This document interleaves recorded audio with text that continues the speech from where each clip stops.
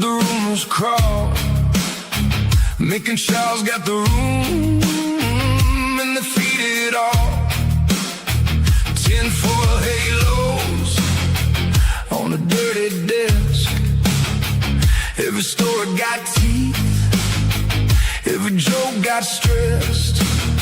They say the moon was staged, they say the clocks run blind.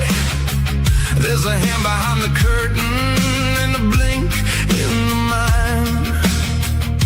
Lean in close now, let the shadows talk. One more name in the dark, one more line gets lost.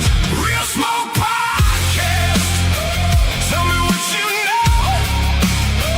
Real Smoke Podcast, let the weird stuff go.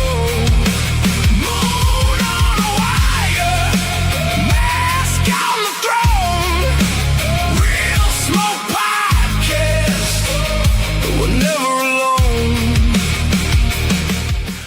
This episode may contain strong language, weak opinions, bad advice, and men speaking confidently about things they only half understand.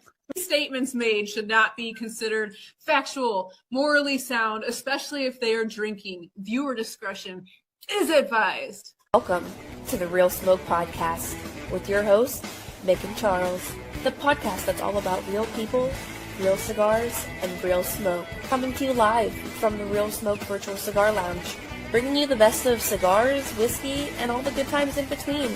It's more than just a podcast, it's a community of cigar lovers.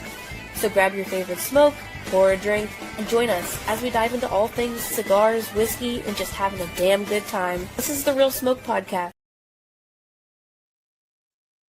What's up, everybody? Welcome to episode 77. And the worst news out there is right now, my earbuds have just completely died. I have absolutely no sound, which is absolutely great. But guess what? We are over there is Mick. I'm Charles, I think. I'm not sure. Yep. We got conspiracy theories like crazy tonight. We got a lot of great guests coming on. So hopefully we'll be able to get things done. But we did make a joke about it earlier in the green room.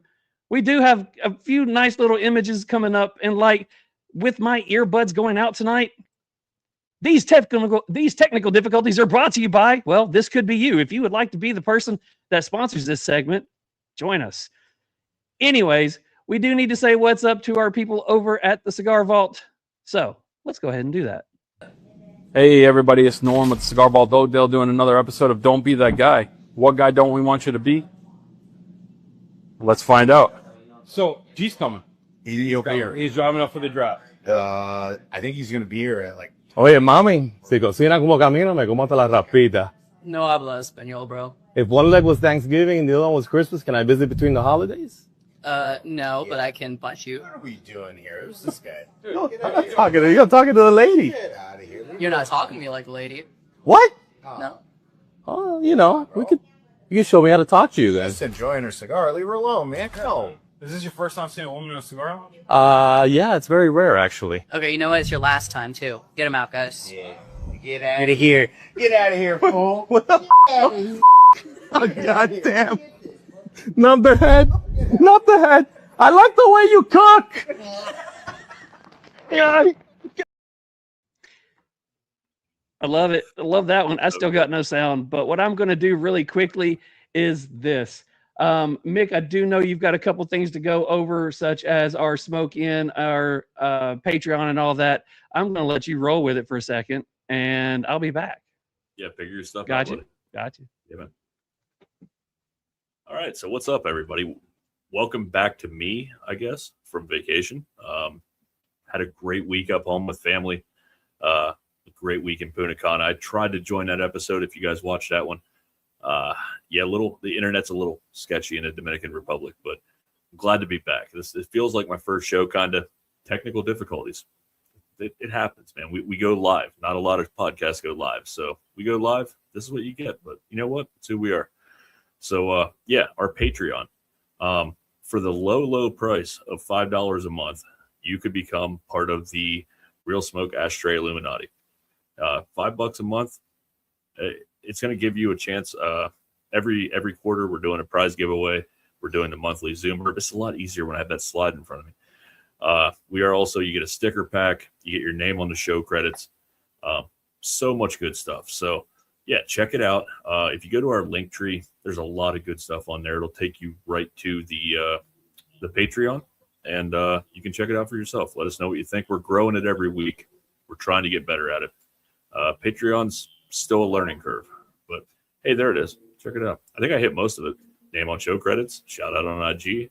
Yeah, sneak peek at guests. I did forget that one, but yeah, overall, $5 a month. I mean, it helps us out. We're just building our community. We're just trying to grow who we are. So, yeah, man, can you hear me now, brother? Uh-oh. You still can't hear me? No? I got you. Oh, I had to go back. I got you. Can you hear me? I can. Yeah, I got you. Yeah. Okay. I'm all good. I had to go back to the old headphones now, so I don't know what's happening. But anyways, did you go over Smoke In? I did not go over Smoke In yet. Was that me or you? I did not go over Smoke In yet. No. I went over a little bit about my vacation and a little bit about the Patreon. Give me a second.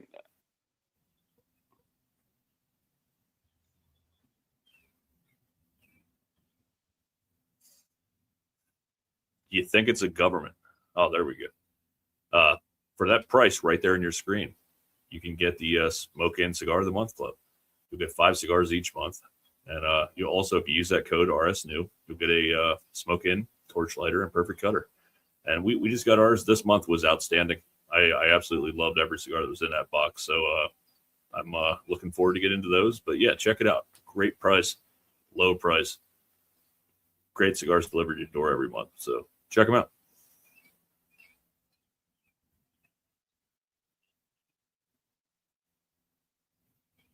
So I'm going to go ahead and this one's not working either, so I don't know what's going on.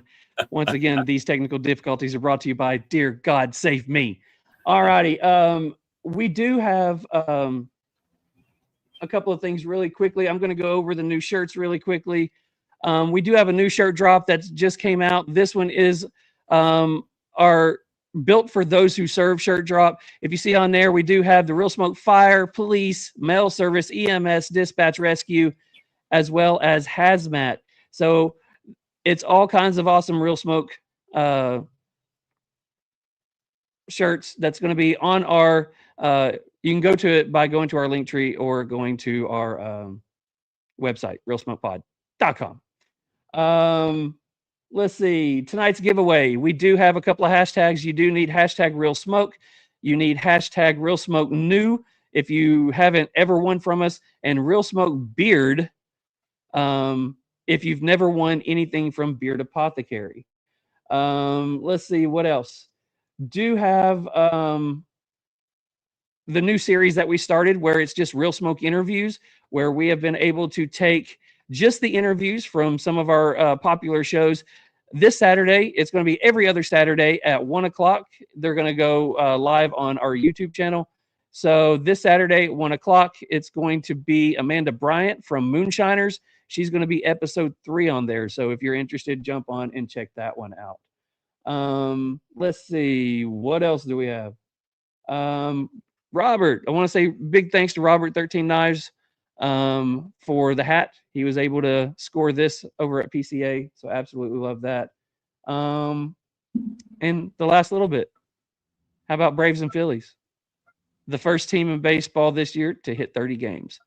So anyways, I'm going to go ahead after this next set of commercials.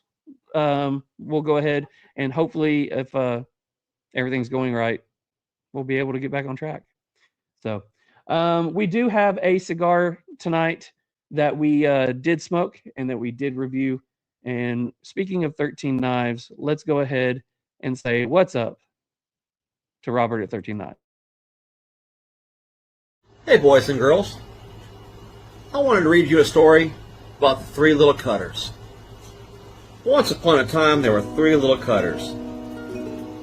Daddy Cutter, Mama Cutter, and Badass Bulldog Cutter. The Daddy Cutter came out in 2020, and some people thought it looked too much like other cutters. A year later, Mama Cutter came out, and some people thought it looked like Daddy Cutter. Given the times, oh well, let's be original. So in late 22, Badass Bulldog Cutter was born. Badass Bulldog Cutter is a cleaver style cutter with a bottle opener made from 1095 high carbon steel that I get right here in the US of A with US sourced materials. And those who have bought the Badass Bulldog Cutter have lived happily ever after. So quit looking for your glass slipper and buy yourself a Bulldog Cutter.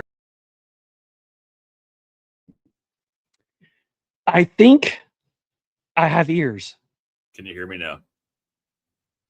Maybe I don't. I can hear Could you. be. If that All right, helps. so I can't hear anything you're saying. So I'm going to go ahead and bring to the stage everybody on here. Actually, I'm going to go ahead and let you introduce the cigar.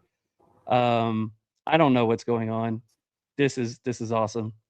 It's not me tonight. It is conspiracy theories. They're trying to keep us down. I'm just saying. happening, bro. Anyways,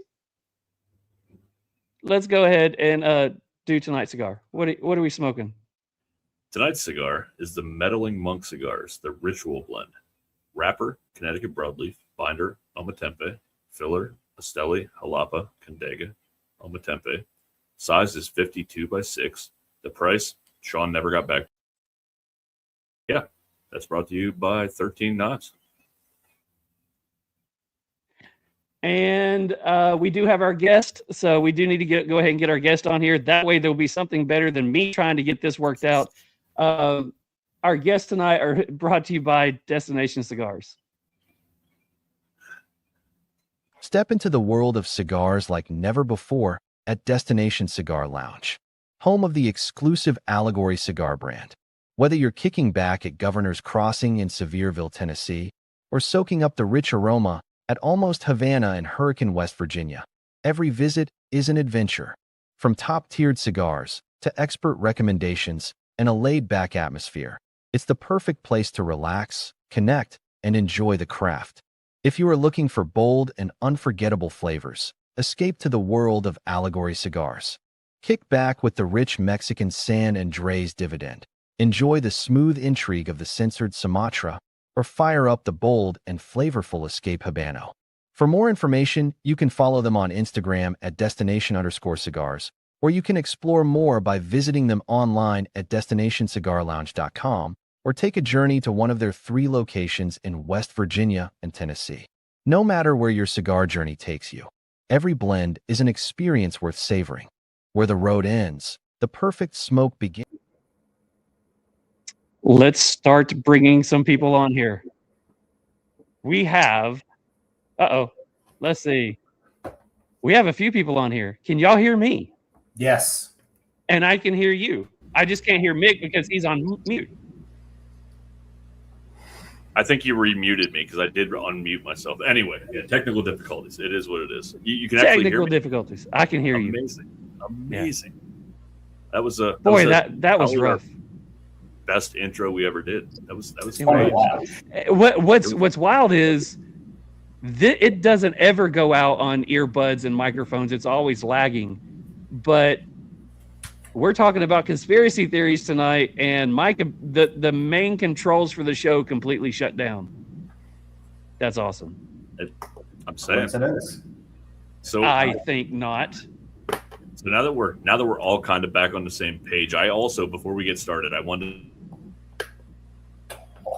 Oh, here we go. to co-hosting last week. I appreciate it, and all the shout outs, man. You guys were both amazing last week, man.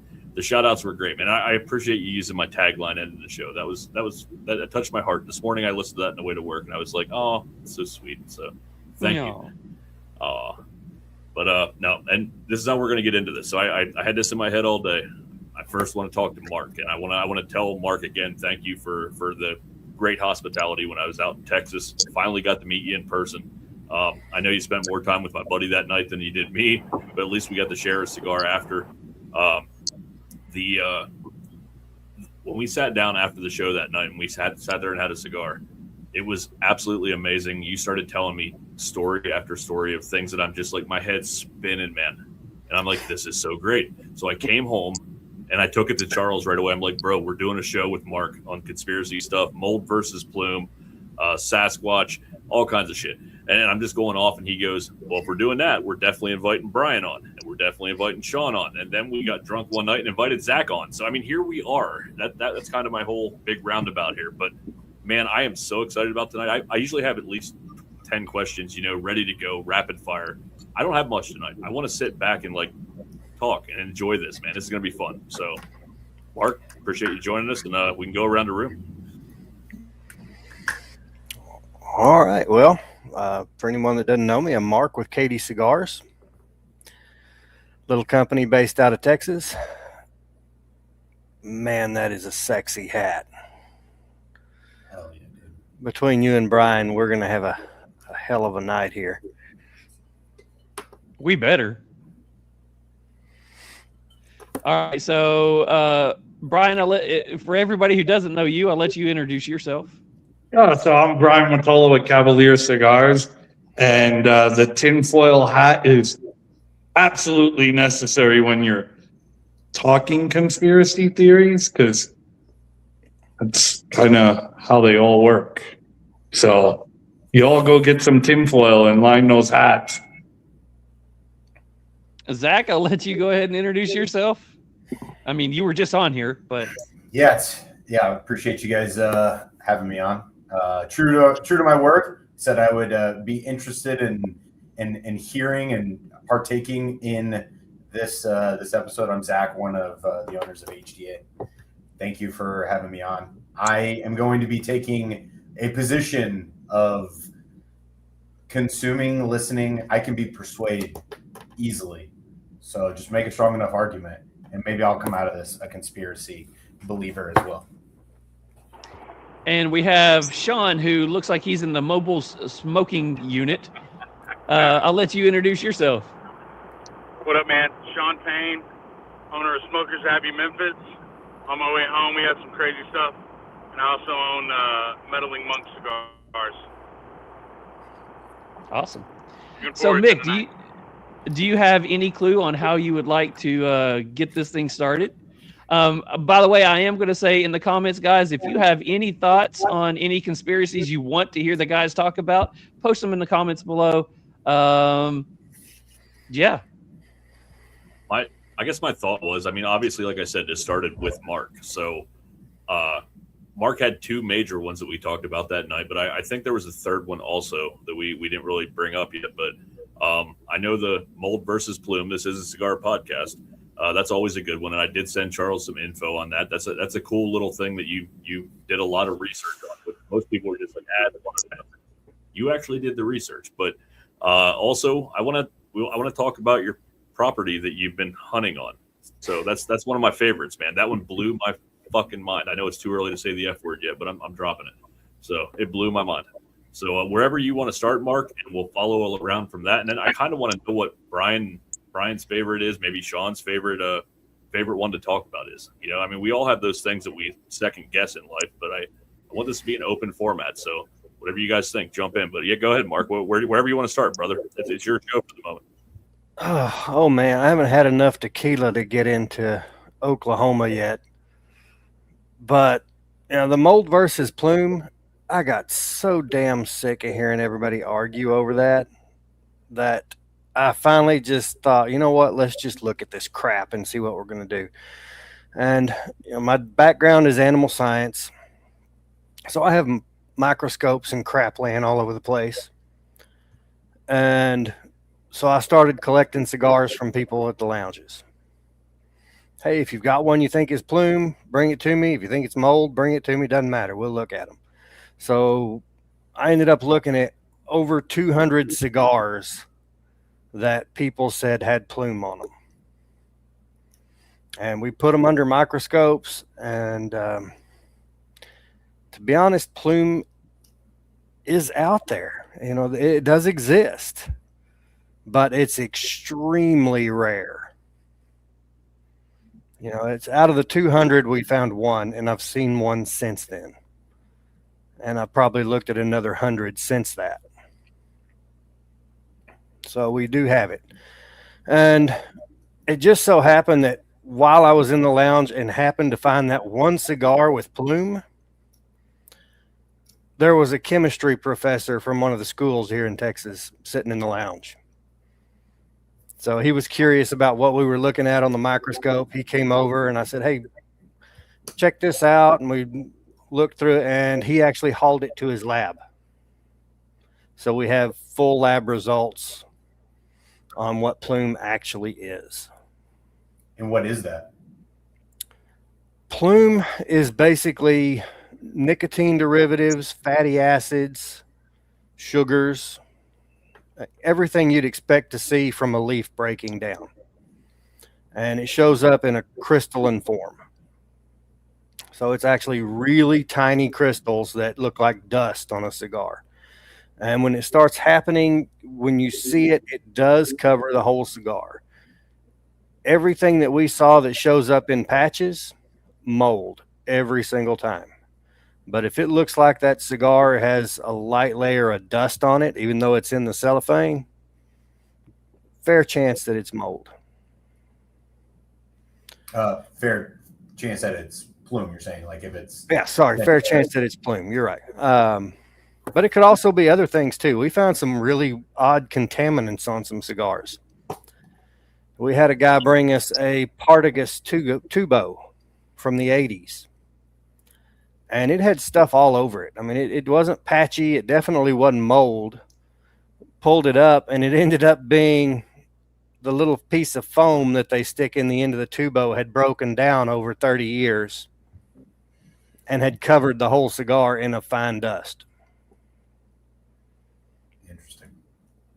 So there's a ton of crap out there that it could be, but you're looking at cellophane breaking down, things like that, foam or mold in 99.9% of cases. You said something there that I'm interested. You said cellophane breaking down. What, like, at what point have you noticed cellophane begins to break down? That's another one that's really rare. And it, from what we could tell, it was from contamination in their humidor. Like they had used a cleaner in their humidor that affected the cellophane. Got it. I like it. Okay. Yeah.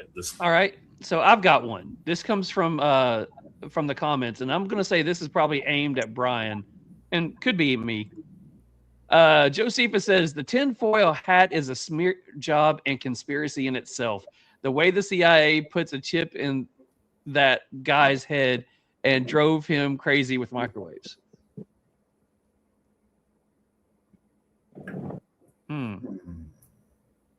So when is this chip getting inserted into people's heads? I don't know. But is the tinfoil hat conspiracy a smear job? No, the tinfoil hat is essential. And why is this? Well, so we got to go all the way back to the MK Ultra days of mind control, right? And that was done with LSD. But, you know, everybody's got tons of government drones just sitting outside their houses on electrical wires. And they're reading your mind constantly. So you put the tinfoil hat on and whoop, just like that. It's a magical force field. All right. So jumping into that, Hologram says, please talk about MK Ultra. Anybody on here know anything about MK Ultra? Maybe a little bit. Johnny does for sure. Guys, I will let you guys jump in on this. What is MK Ultra? So MK Ultra,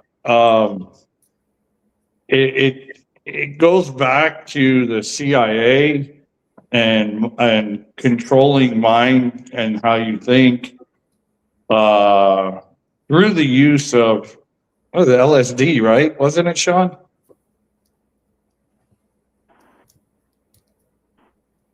Yeah, LSD.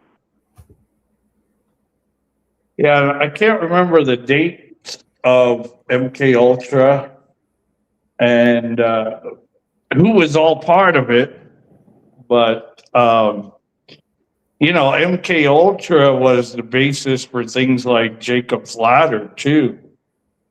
That I believe came later. Shaun, is that correct? So MK Ultra was a crazy project that probably is still ongoing. That's where the real conspiracy will come in, is thought processes. A lot of people think that it's still ongoing. It happened back in the, started probably in the 50s, but it was primarily, it's kind of an umbrella. You got a lot of operations under that the CIA is declassified and some that are still classified that work with under the umbrella MK Ultra. But the primary idea when people use MK Ultra is the government's use of LSD primarily toward trying to get information out of assets, using prostitutes, and trying to get information out of that. So they'd load them up with MK Ultra, have them have sex, and then have those prostitutes work in the favor of the CIA to try to see how many government informations they can get out of those assets. There's a guy named Frank. Go ahead. No. I was going to say, is that Operation Midnight Climax? Yeah. So that one particularly, when we talk about under the umbrella of MK Ultra, is Midnight Climax. There's also Operation Mockingbird. There's also there's a ton of them that are all under that umbrella. But MK Ultra was essentially the hidden. You've got Stargate. You've got a ton of them that are all under that umbrella. You have Project Artichoke too. Yep. Project Artichoke was spawned by MK Ultra. So I actually have a couple questions, and my understanding of MK Ultra was that it was a program designed around mind control, with the utilizing LSD to determine if somebody could be like essentially manipulated and controlled around, like basically controlled and put into a state of hypnosis, and then memories could be altered, and Operation Midnight Climax would be where they would give like the Johns LSD, and then they would be observed like from another room, and then the idea was see if they could manipulate and ultimately control their mind through the use of LSD. And the sad part about MK Ultra is most of the files on MK Ultra were destroyed somewhere in the 70s or 80s. I can't remember exactly when, but most of your findings from MK Ultra were destroyed. Did you see the news today? What's that? The news today, they found a bunch of files in Tulsi Gabbard's office or home. A lot of from MK Ultra? Yeah, MK Ultra. They had a whole bunch of different files they found. Oh, no shit. Yeah, they weren't all actually burned. They were all kept secret. Oh, there you go. There's the conspiracy theory, right? Yeah, that happened this week. So the conspiracy theories of certain things are kind of going, the theory part is kind of leaving on some of these things, because they found a whole bunch of documents and files in her house. I believe it was this week sometime. Somebody can check me on that, but it was in the news. It was a very small thing that happened. I didn't see that. Wow. That's interesting. I don't think a lot of people did. But yeah. No, I was always under the understanding, but then again, we should probably really talk about conspiracy theories and why they become what they become. It's generally a diversion tactic to get you to look somewhere else, right? So, I mean, you look at current day. Like, when's the last time anybody heard anything about the Epstein files? Right? They kind of gone away.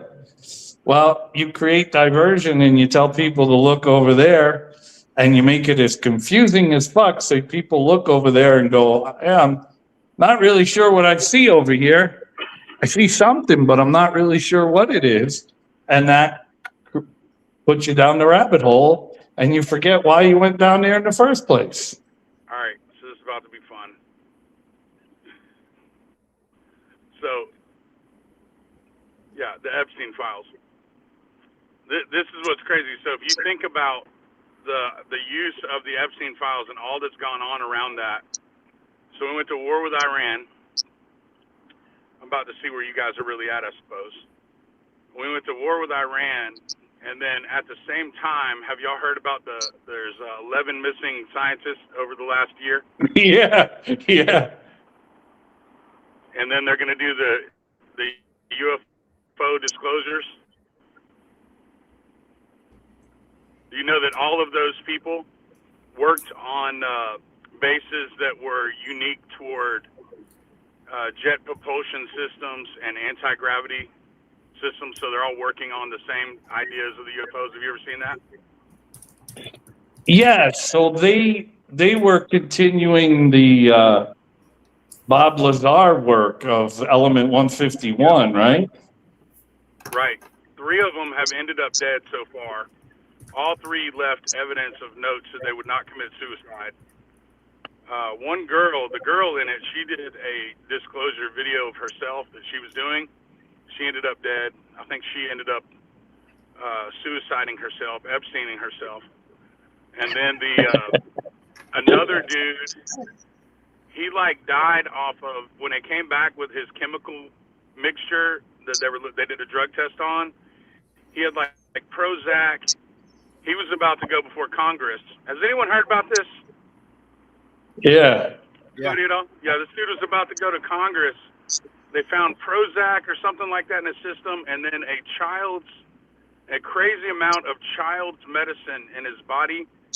They said that it was an accidental suicide because he mixed these 3 drugs, and one of them was a child's drug that would help you not poop at night. The craziest thing, and I'm like, wait a minute. This grown man who is a well-decorated soldier who has this crazy information is going to tell you that this was the thing I was on, three of these drugs that were absolutely something he would have never been on, and they're calling that an accidental suicide. And all of this before the supposed alien disclosure videos or documents come out. Oh yeah, and I think we're actually up to 13 or 14 scientists now. They've come up. It's been climbing still. Right. And what's wild is all of them had the same basic knowledge. All of them would have had the same type of information, and all of them would have had all of them worked relatively the same kind of locations. So some worked out where Bob Lazar was, and most of them worked in Huntsville, which is crazy. Yeah, that is insane, right? It's a lot of craziness, man. Yeah, it's and like you said, unless you're looking for it, man, you're not going to see a lot of them stories and stuff come up. I mean, you're not really looking for it. It's not stuff they're pushing out like every day.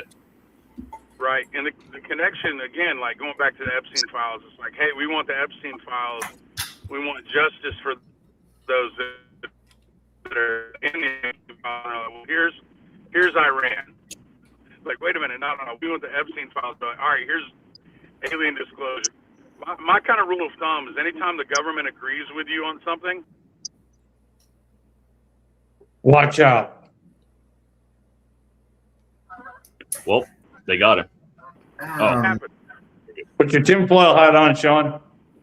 They got him. I was going to say, if the CIA or anybody comes to the door and they like, hey, we're here to talk to you about this, I'm just going to be like, dang, I was right on that. I can't believe it. Yeah, this is awesome. This show's not going to be able to air. Y'all realize that, right? It's already here. When I realized something was the moment that everything crashed. No. So Smoking Solstice, he's one of our guys. He's been with us for a while. He's part of TriStar. He's also our member from New Zealand. Should say that you're not suicidal. Yes, none of us are. None of us.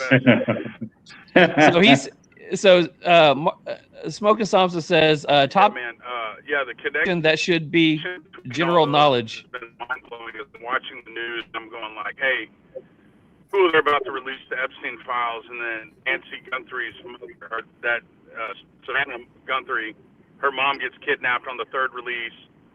You know, the public's demanding this. We go to Iran. The public's demanding this. We're going to release UFO, and it's like, dude, like just release the freaking documents. But you know what's going to happen. Nothing's going to happen with all that, so it doesn't really matter. That's probably way too deep, man. We should probably talk about Bigfoot or something. Yeah, probably safer. It might be a lot safer. Yeah. Or we could talk about that chick. What's her name? Laura Lomer. Do you know this girl? Give me some context. She's in the government somehow, some way, but she's come out and has said that anytime there's a mass shooting, it's a divergence for a lot of other stuff, right? And you don't know what it is at the time it's happening. It's kind of like, you know, moving the Colts in the middle of the night, right? And nobody wanted you to know that was happening, but you woke up and they were in Indianapolis, right? Right. Isn't that the InfoWars chick? So this chick, Laura Lomer, I think is her name. She's come out and publicly spoken about this, and I'm surprised she hasn't committed suicide either. I'm saying I'm pretty sure she was like associated with like InfoWars, if I'm not mistaken.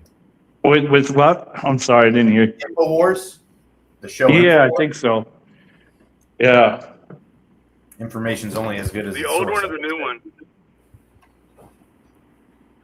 Well, and you know, along that subject too, I mean, I look, it's not a political thing. We're talking conspiracies here. You know, the Clinton body count, if you follow, is upwards over probably 75 to 100 now. And What are you doing, man? Let's go. How do I remove HDA cigars from my bio? From my name? Oh, it's true. I mean, welcome aboard. I mean, it's true. I mean, it's not political. It's legit, right? But the reality is, we'll never know what's going on, right? That's why we have conspiracy theories, from the moon landing to, you know, JFK's assassination, you know, to, you know, it's like even Princess Diana, people still think she's alive, you know? Moon landing. Let's go. I want to hear it. Moon landing. All of you guys. I want to hear moon landing. Real quick before we go into that one, I want to give some prompts. Smoking Solstice did throw in some that we can talk about. So, we went from Epstein to the UFOs to the Clintons. Well, you have to when, Shaun, you have to when you're talking conspiracies, right? I know. Look, my favorite story, dude, I told this the other week, was with you. I don't know if you remember this, but we were at the Abbey, and we had that stupid Roomba. Hey, really quickly, I'm just going to go ahead and jump on here and say topics for discussion real quick. Project Bluebeam, the Kandahar Giant, Bohemian Grove, King Charles vampirism, Biden now a humanoid robot, and then he came back and said he wants to see if anybody wants to know Hillary Clinton is a clone, Obama married Michael, MK Ultra, Squatches have interdimensional abilities. They're women, the same rights as they bought this robot for. Do you remember that? I think you're right on everything there.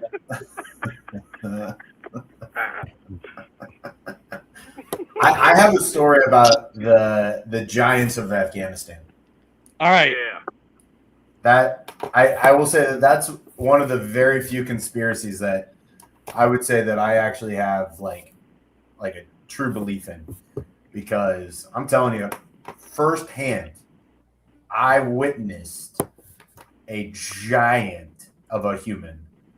I watched him. So my background is that I used to work in the first and second generation of what people call drones. So the UAVs, the MQ-1 and MQ-9 Predators, Reapers.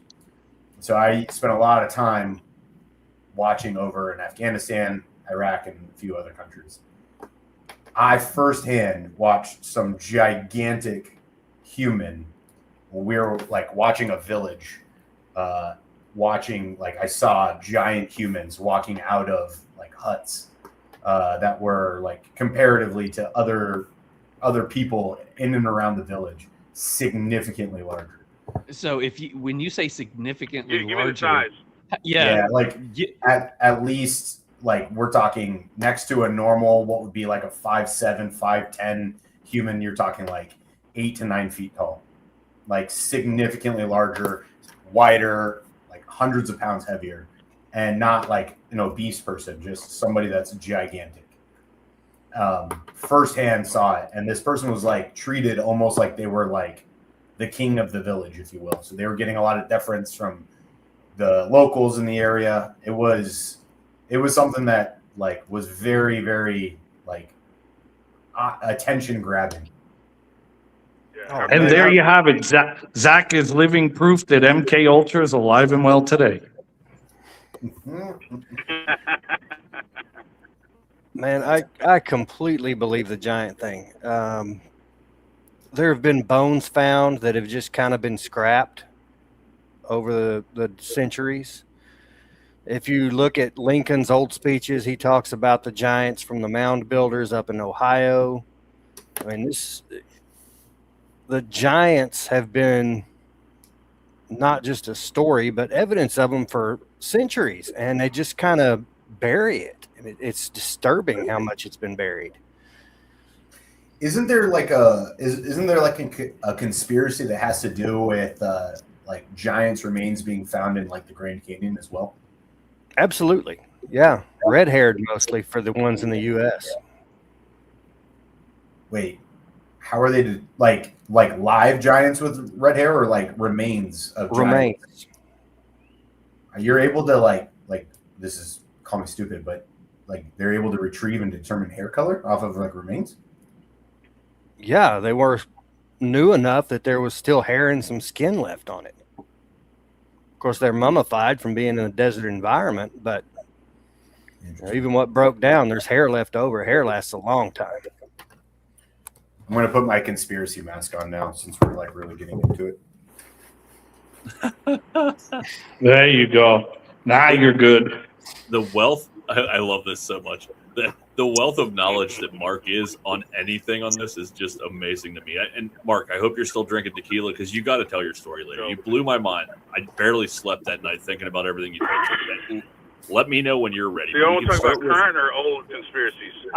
I personally pushed Mark back a little bit and letting him get a little bit lubed up right now, a little liquored up. That way he can be fully transparent. So we're just letting him marinate. Oh, look at him. There he goes. So I want to go back on to what somebody said earlier. Shaun was talking about the body count with the Clintons. I'll let you guys go ahead and discuss that one. By the way, I'm going to go. Zack, what brand what brand is that under your name? I am associated with the brand. Cigars. Yeah, you might have a problem with that. You should give it a shot, man. And all we ask is that we just get to observe your reaction after you smoke our cigars.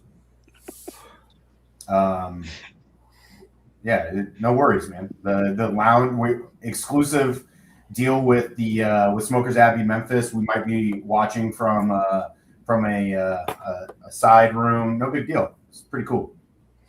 You know, honestly, some of the shit when we were testing plume, those guys were smoking that stuff that we were looking at through the microscope. They're probably seeing some shit too.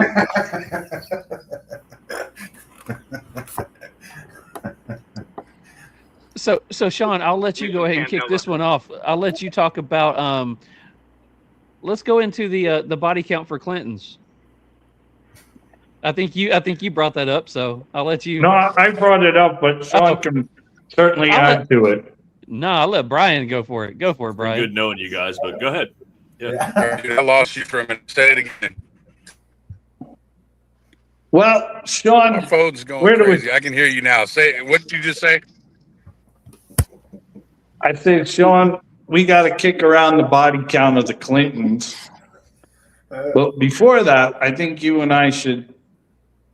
I can't believe we're 46 minutes into a conspiracy show and we haven't mentioned Alex Jones once. I mean, this guy's the father of conspiracies. We mentioned him once.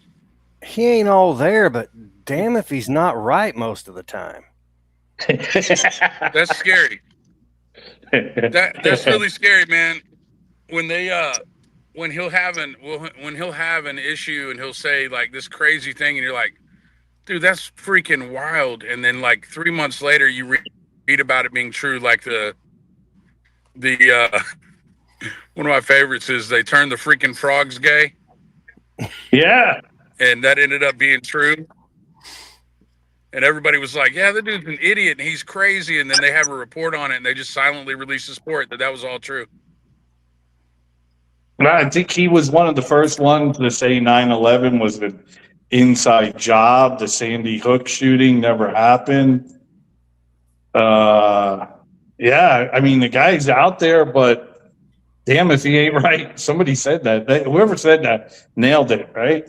Like, goddamn, as crazy as that fucker is, he's right sometimes. All right, so let's go into some of those. Y'all pick. We're 47 minutes in. We haven't gone into a real good conspiracy yet. I'm interested in this. Do you think MK Ultra is still happening? Yeah, of course. They're selling cigars from what I see. Yeah. Why would you stop a program like that, right? Well, they shut it down, right? Well, did they? They said they did. I know they did. Hell, I remember when we were kids, they had pulled a bunch of kids out for special programs, and some of them got special meds. Yeah. Hey, they pulled me out like 2 days a week. Still had to do my shit, but they pulled me out for special stuff 2 days a week. I don't know what the hell all that was for.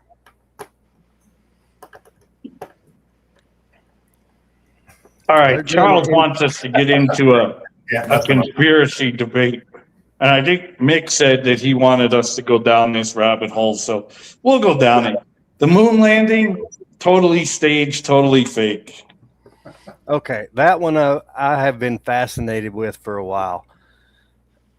You want me to tell you why I think it's staged and fake? The flag, the lighting.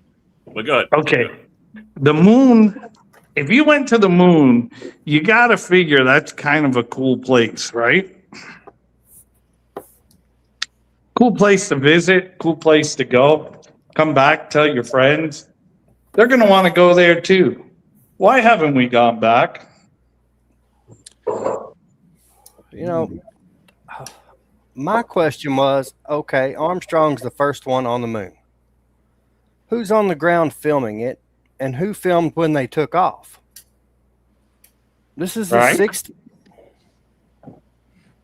Good question. Where did we get this footage? Yeah, so here's some thoughts, some quick thoughts on it for me. I don't think we went back in the 60s. I think that was a space race that we had to win, and it proved a point, and that's all it was. There's not enough information with the Van Heim belt. They've proven animals that go through have too much radiation, they end up dying. How did the film pass through that? How did we get that? It's a great question about, who's filming when he's standing on the moon, all these things. There's a lot of it. A lot of people think Stanley Kubrick was actually the director behind that film, the actual moon landing. I don't know that we haven't gone to the moon, but I'm sure that we didn't go then. Does that make sense?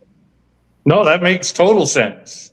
So, the idea of the Van Heim belt having the way that it works is there's one specific place that you can go through, they say, but the technology that we have today that we somehow can't go back and do that is crazy to me. And then somebody told me that there's been like 9 moon missions and 9 moon landings, something like that one time. And I'm not sure about that. I know the rover has been to the moon, and maybe, but I don't know that on a human scale in the 60s that we had the technology to even do that. But I also know that for American pride, you had to win that race, and we did, and now there's no reason to go back. We supposedly planted a flag on the moon, and it's great and all that. There's a lot of issues with that, but I would say the Van Heim belt is one of those things that's one of the greatest mysteries. We had to shoot it just right to get through the one little spot that you could have gone through that had the least amount of radiation, that would have not affected humans or the technology that we had, i.e. the video cameras, all the film, all the stuff that would have gone with that would have been my issue with why I'm hesitant to say at the very least that we didn't go then. How did the president talk to him on the phone? How did they communicate? All that stuff. My cell phone's gone out twice since I've been on this. Right? How the hell did he pick up a rotary phone and call the moon? Like, it's crazy to me. I'm just saying, we have a joke on here that we're getting a sponsorship for. And maybe we did. I don't know. It doesn't matter to me, but I do know that there's a lot of questions that remain unanswered, and no one's really giving you a great answer when you bring up, especially like the Van Heim belt. If you have you ever looked at it? Anybody? They got him again. They got you. Oh no. They got Shawnee. Shawnee's gone. Am I here? Barely. Mentally, I'm not what sure. in the world? Am I here? Yeah, you're here. Yeah, we got you. Okay, Shawnee's back. I was gonna say the same thing. I don't know what's going on. How did they communicate back and forth? It just doesn't make any sense to me. And also, how did they prepare for an environment in the atmosphere of the moon when nobody had ever been there? Like, I get it. You might have a theory of how that's going to work, but for it to work perfectly, be able to film it, be able to call the president from there, and a flag that there's no gravity. There's no, I guess there's gravity, but there's no wind on the moon, and that flag was blowing. And for me, that's one where I'm like, it looks a little too perfect for me. So, yeah. I feel like we definitely need to get like a scientist on the show and like ask them to defend some of those points. You do realize what show you're on, right? This is the closest to I scientists just watch that we're the going to show get. I'm just so frequently. By the way, MK Ultra Cigars would definitely love to sponsor your technical difficulty segment. Right. I'm not sure about that one. They're causing the technical difficulties, I'm pretty sure. That's true. Well, yeah. Here's one. Talk about space. You ever been in a movie? No. You ever been in a movie and you watch the president on the movie pick up the phone and you realize there's no one else there? He's doing that for acting. I think that's what happened. The part that I would say that makes sense for me is the political and the global implications of winning the space race, right? Right. So there's heavy motivation for the United States to make sure that they are the first to the moon and beat the Russians to the moon and show space and just overall dominance over the Soviets. That part I get. That part makes complete sense. And there's obvious motivation. I would say for a lot of this, motivation should be really taken into consideration for all of these conspiracies. What is the motivation for it? And that's the most that motivation in and of itself for that time period, it makes a lot of sense as to why that conspiracy exists, given the political and global ramifications of us not winning the space race. Yeah, one of the first rules of logic is, do they have a reason to lie? And so as you kind of approach that, to me, my background was in philosophy and honestly, a lot of conspiracy and a lot of cults and the occults. And so that was a lot of my undergrad work was there. And then I went on and got a master's of divinity, which makes no sense. But the idea of the first talking about, like, do they have a reason to lie? And I addressed that where I'm like, the United States had every reason to lie in that situation in order to persuade people that they were the first ones there. As soon as they did, the race was done. You know, it's Ricky Bobby, if you're first, you're last, man. And like, that's where we won the race, a reason to continue. So that makes obvious sense to me. If it all was faked, if everything was done and they pulled it off, if you talk to someone back in the day about it who didn't have all the details that we do today, they said, well, I saw it on TV. I saw the whole thing happen. It's like, yeah, man, you don't think that could have been pulled off? You saw Buck Rogers on TV too. You saw Little Rascals on TV too, but that doesn't mean it was real either. Like, so the idea of, and I'm not one to crap in anyone's cereal here either, but I do go like, yeah, like just because you saw something doesn't mean it's true. You know, everybody saw Kennedy, but we don't have a clue about that. Like, so the idea that you saw something doesn't mean it's real. It means that you saw something and you have to decide what that means from there. Which births conspiracy theories. Yeah, like the magic bullet. Like bullets don't expand when you shoot something. You're right. So let's go down a Kennedy rabbit hole. You got everything from the old man Kennedy who decides to drive a car into a lake, to Kennedy being shot, to Marilyn accidentally overdosing. How many different? It's Kennedys are like the Clintons. How many different conspiracies are around them? You got enough money, you can get away with all kinds of shit. I can tell you this: the Kennedys were happy when the Clintons came around because they're like, well, now everybody's going to stop looking at our shit. Well, I mean, so the Kennedy assassination, again, if you look at the political implications of that, because again, I think that's a very valid, while I might not necessarily, I don't know, I could be persuaded on most of this. The political implications on that one were Kennedy and the CIA were butting heads pretty immensely over a lot of different issues in that time frame, and like there was a lot of people that really truly believed that like the CIA wanted them dead. Yeah, I mean, I've been in the window that Oswald shot from. I've stood in that window a couple of times, and it's not that hard of a shot, to be perfectly honest. You could kind of suck and still make the shot, but the angle's jacked up. Wound channels are entirely wrong. The movement of his head is entirely wrong for being in that window. I mean, so something there is jacked up.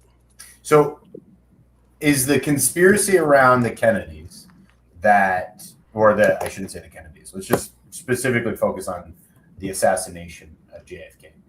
The conspiracy that I've come to understand isn't necessarily that he was killed or that he was shot by Lee Harvey Oswald.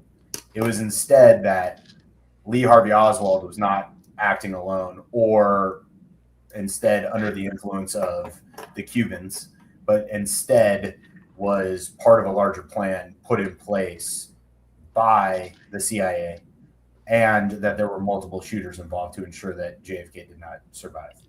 And I understand that's that conspiracy to be. You know, standing in that window, that's entirely plausible that there's more than one shooter. I mean, none of the bullet angles are right based off of the governor being hit, the way his head moved. The wound channels are entirely wrong. That shot came from the front, period. End of story. I've shot enough animals in my life. You know, I've hunted since I was about 6. And I know how something reacts when it's shot. it's just entirely wrong. So there was, at the very least, there was more than one shooter. So, have y'all seen the new evidence? Supposedly, it's come out about that. I haven't seen anything new. So, what they're saying is, there's been one of the ladies that she was in the CIA a long time ago. She said that she had seen the actual video that the government did not release of the driver kind of pulling back and shooting him in the head to ensure that the shot taking place. And then there was somebody also at the grassy knoll. That explains at least 2 bullets. They're saying Lee Harvey Oswald probably was set up more as a patsy, and the shot that he actually took from the angle, he had a much better shot at the very beginning when he was coming around the corner. So they suggested that he was actually shot by the driver, and taking that it was a quick deal. Somebody released a video. I don't know if it's real, but it at least shows what they're saying. Wasn't the guy that killed Lee Harvey Oswald? Wasn't he like associated with the mob? Yeah, Jack Ruby. Jack Ruby. Yep. Yeah. He was associated with the mob, though, right? Right. So that period of time. That period of time is really interesting, man. Like in the 60s, you had 4 main assassinations. The one that a lot of people never talk about was the one here in Memphis that I think is incredible. There's a podcast that you can listen to. It's like a 10-part podcast called the MLK Tapes. And it actually talks about Martin Luther King, and they come out in that, and they actually say that that the assassination attempt on his life was never even carried out by oh shoot, what's his name, dude?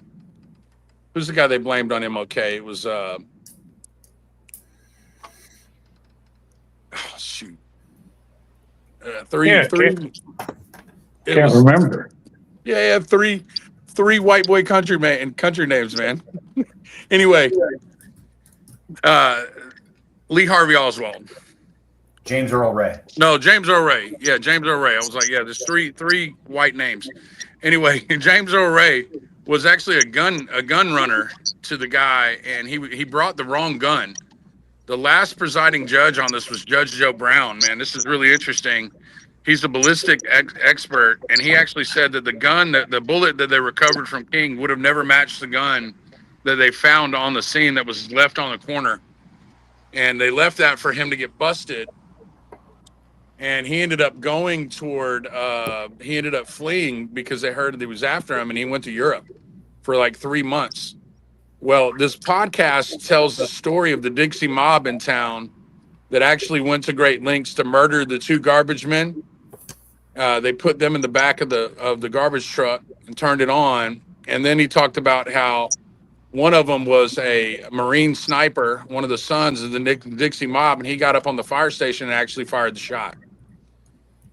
Oh, yeah. And back then, Dixie Mafia was big. I mean, Fort Worth and Dallas were heavy with the mob. Yeah. I mean, there was you look over just west of Fort Worth at that same time frame, there were casinos all along the beaches of Lake Worth that were mob owned and run. Yeah. I mean, the club that my parents used to go to when they were kids was actually a mafia owned club where they laundered money in the back. Yeah. So you got MK Ultra and mob, dude. We might need to talk. All right, so we're gonna try to put a little bit more order back into the show. So good. Let's Good luck, bro. a little bit. This has been great. Don't get me wrong, but we're all Quote of the over day. Good luck, bro. all over the place. All over the place. So we're gonna go around the room. We're gonna start with Zack. Let's bring up one conspiracy theory that you would like to discuss tonight and have a roundtable discussion about. And Mark, you don't have an option. I already know what yours is, so you're good. All right. So Zack, go ahead. So I guess we can go around the room and go Zack, Mark. Shaun, is Elvis is still alive cigars? Wow, I didn't know you changed names. Okay, so cool. I didn't either. And then We're getting hacked, bro. We'll go Brian Yeah. after that, Mick, and then I've got one that I would love to hear everybody's thoughts on as well. So, Zach, what is what's a conspiracy theory that you kind of think about often that you just really don't know answers to? I have, so it's not necessarily it's a conspiracy theory that I would like other people's opinions on, and it's kind of one that I'm like, I would say I'm somewhat like informed on, which is probably the most basic conspiracy theory, which is just the UFO UAP phenomenon. And Brian, I'm sorry, I'll talk a little bit louder because I'm just staring at the side of your head. I apologize. I'll try and talk a little louder, bro.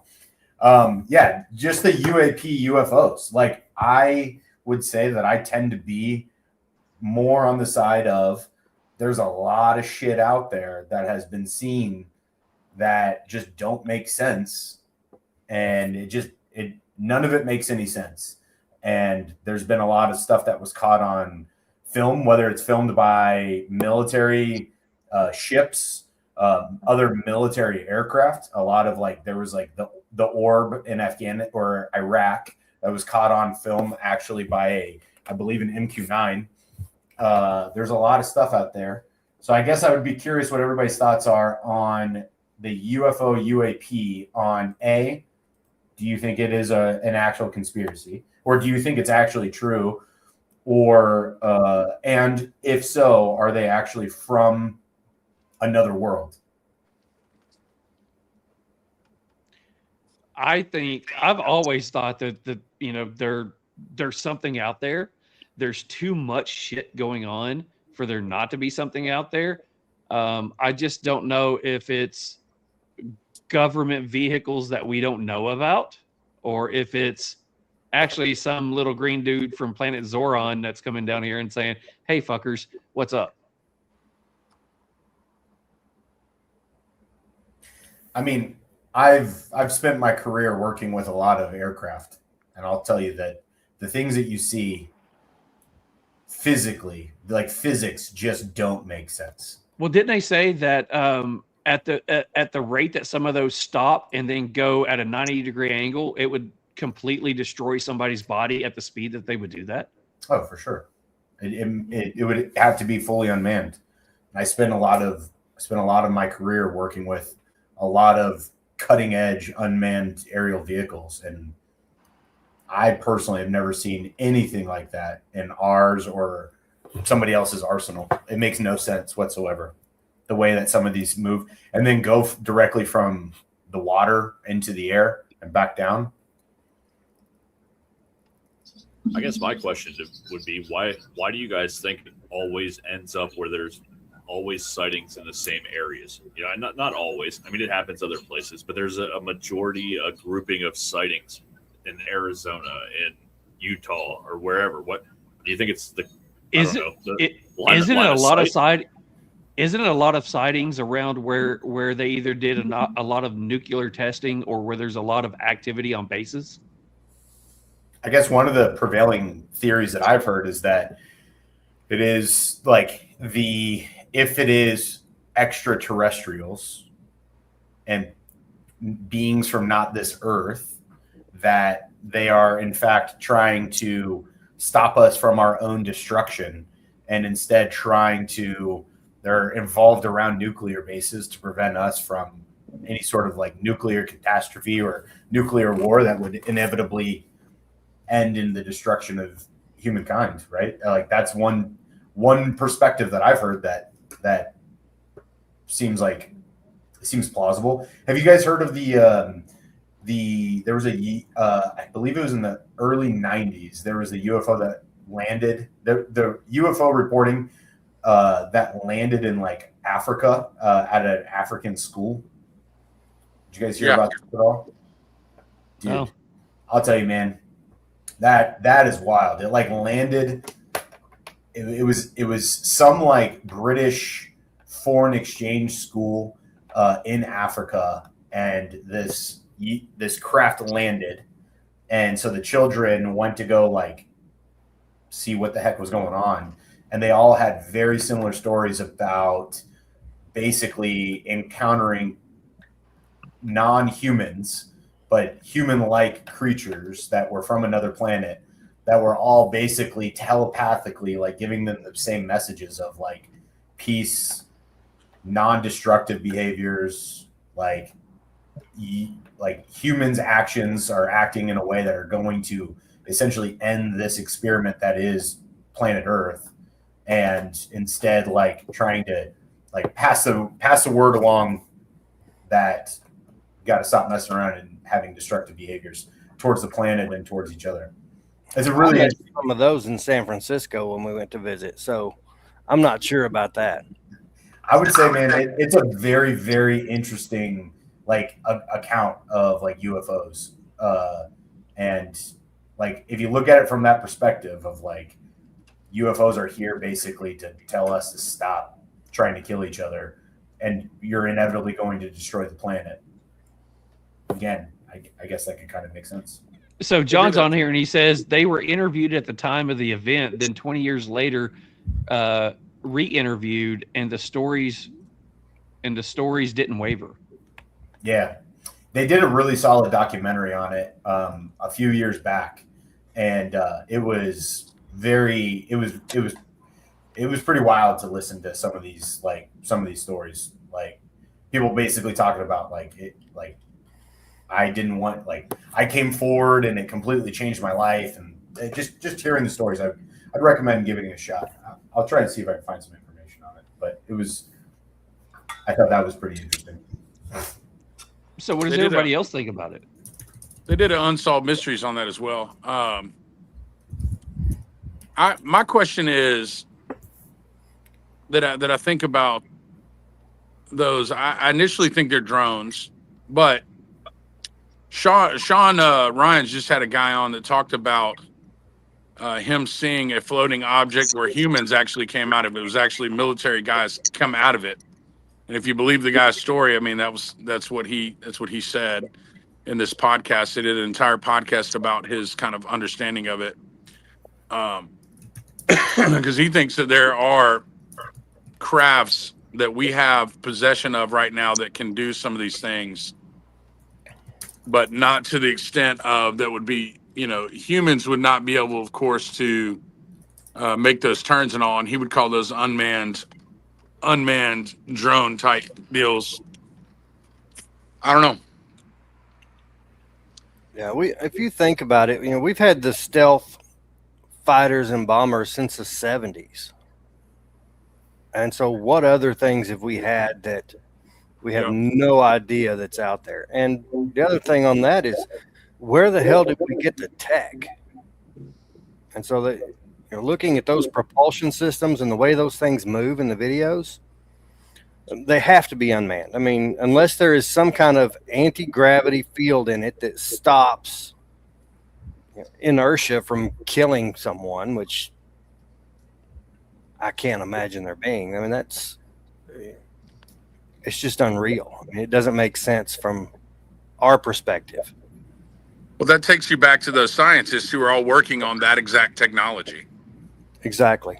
And that's the thing. The people that would be able to answer those are all gone right now. And so where that specific set of questions to understand that they're all working on the technology of creating a field around a craft that would be able to move like that with humans inside.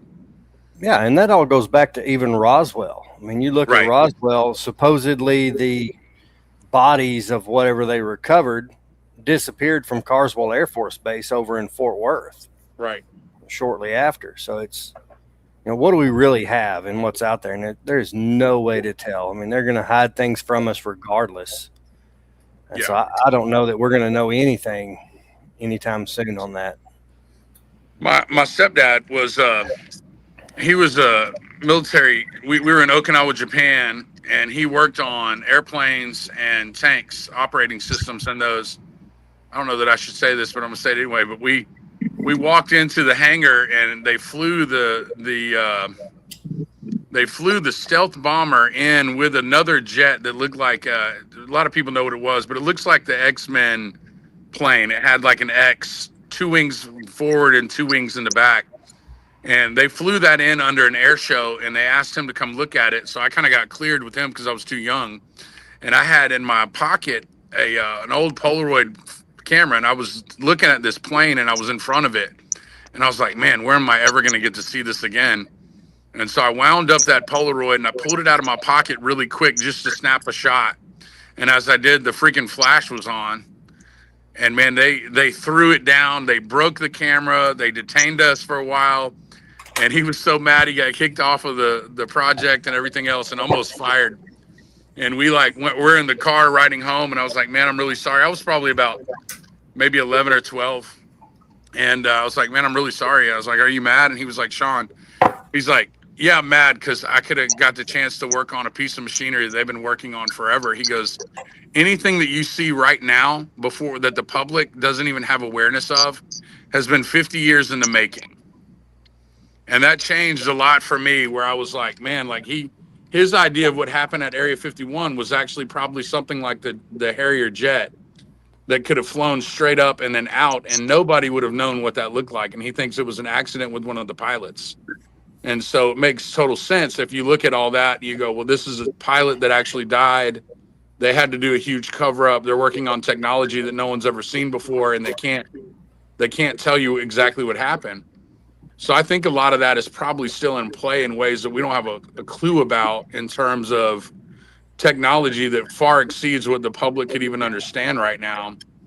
So when you see a lot of these, my initial thought is that they're likely drones.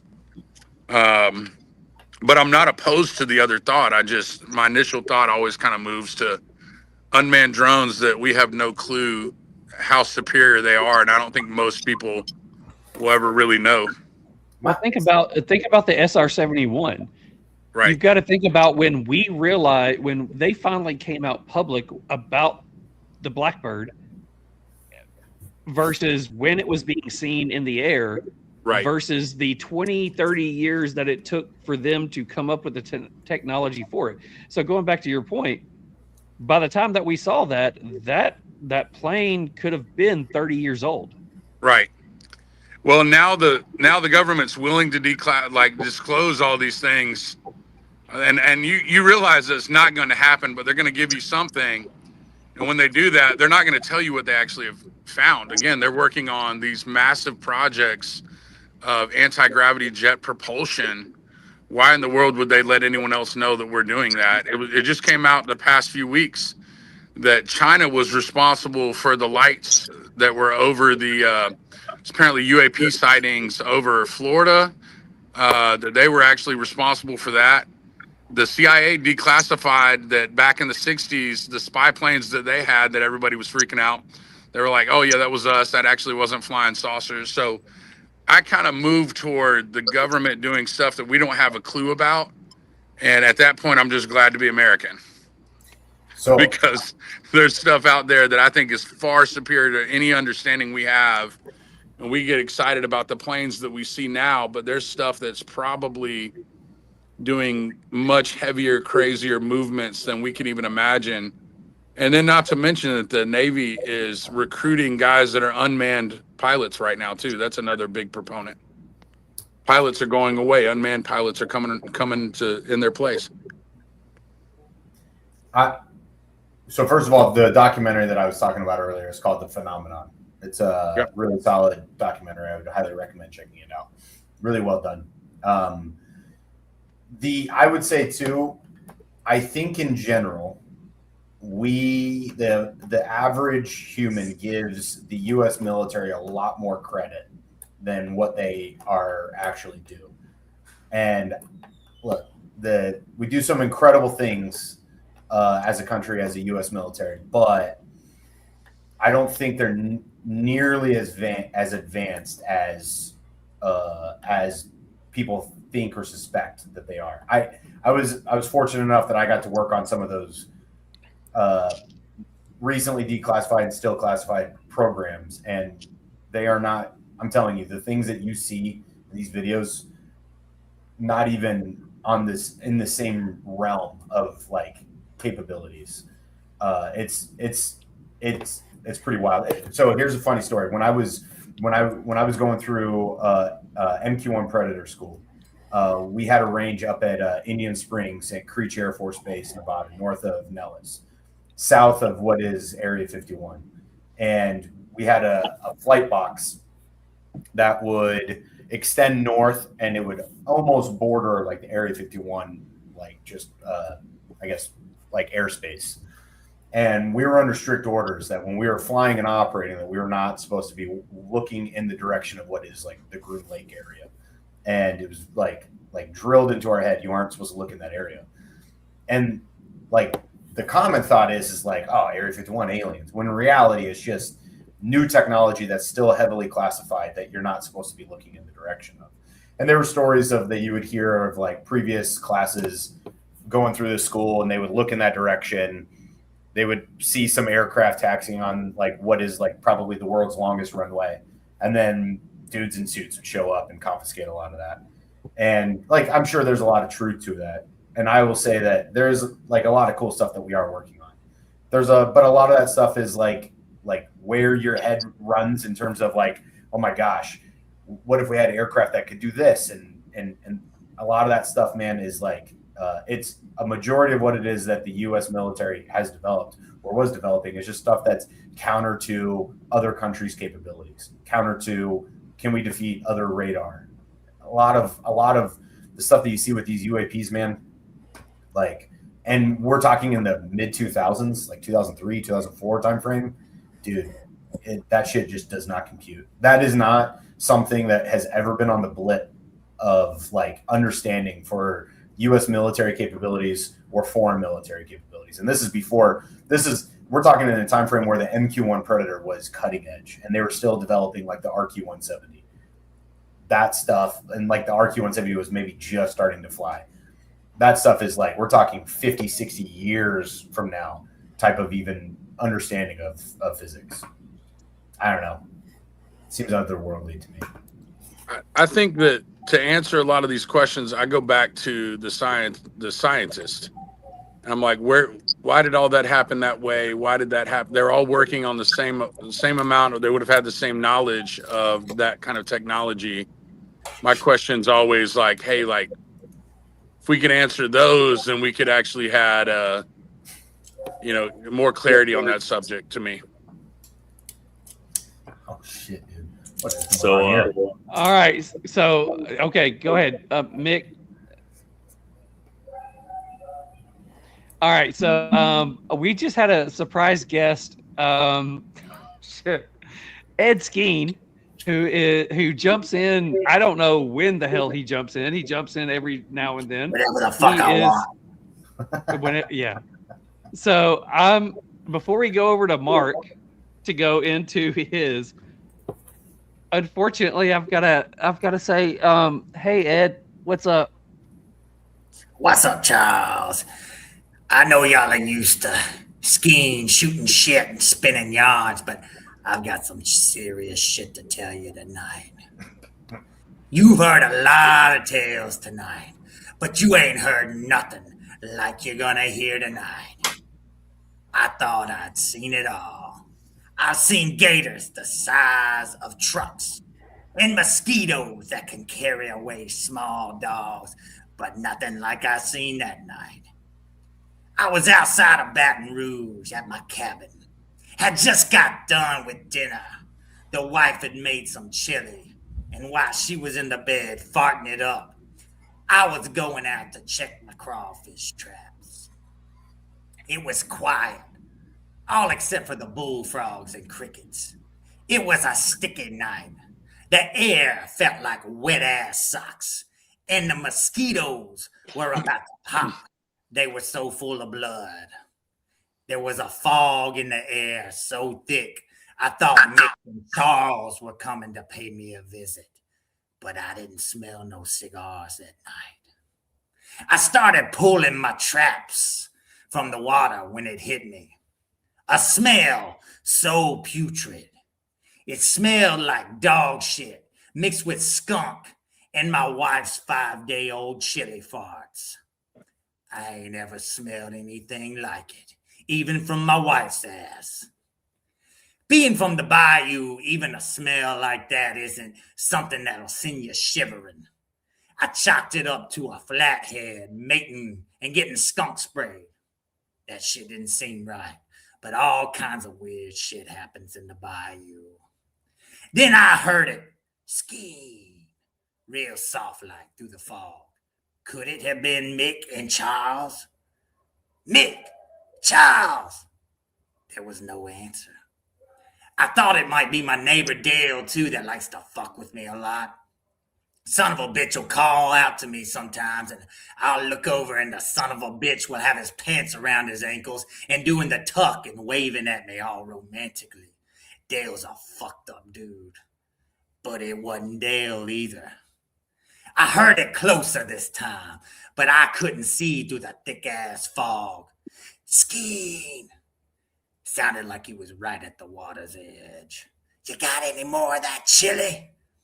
Then I heard a splash, and all happened so fast, the son of a bitch shot out of the water like a cannon. Had the head of a gator, the body of a catfish, and the dick the size of an elephant. He came after me, his jaws locked on my face. He was saying something through his gritted teeth, but I couldn't quite make it out. Something about chili and farts, but I'm not sure. I pulled back to get away, and my face just ripped. I was bleeding bad. I had to get away while I still had my dick. I ran to the cabin. I could hear his elephant dick flapping behind me and his jaws snapping. Son of a bitch was fast, but I had a head start. I got in the cabin and slammed the door, bolted it twice and took a breath. And then I smelled something else. This was different, and this was familiar.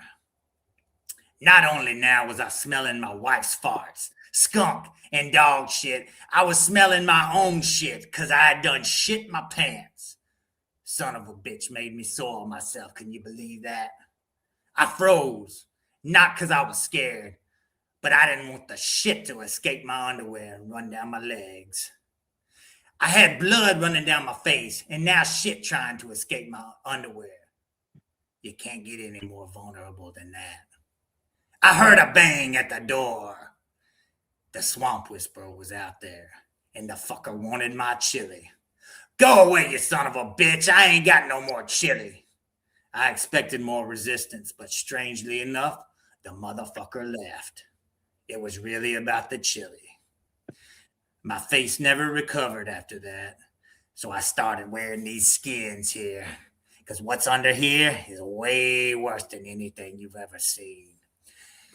And I never saw the swamp whisperer again, but I'm always cautious every time my wife cooks her chili. I also won't check my traps unless it's daylight.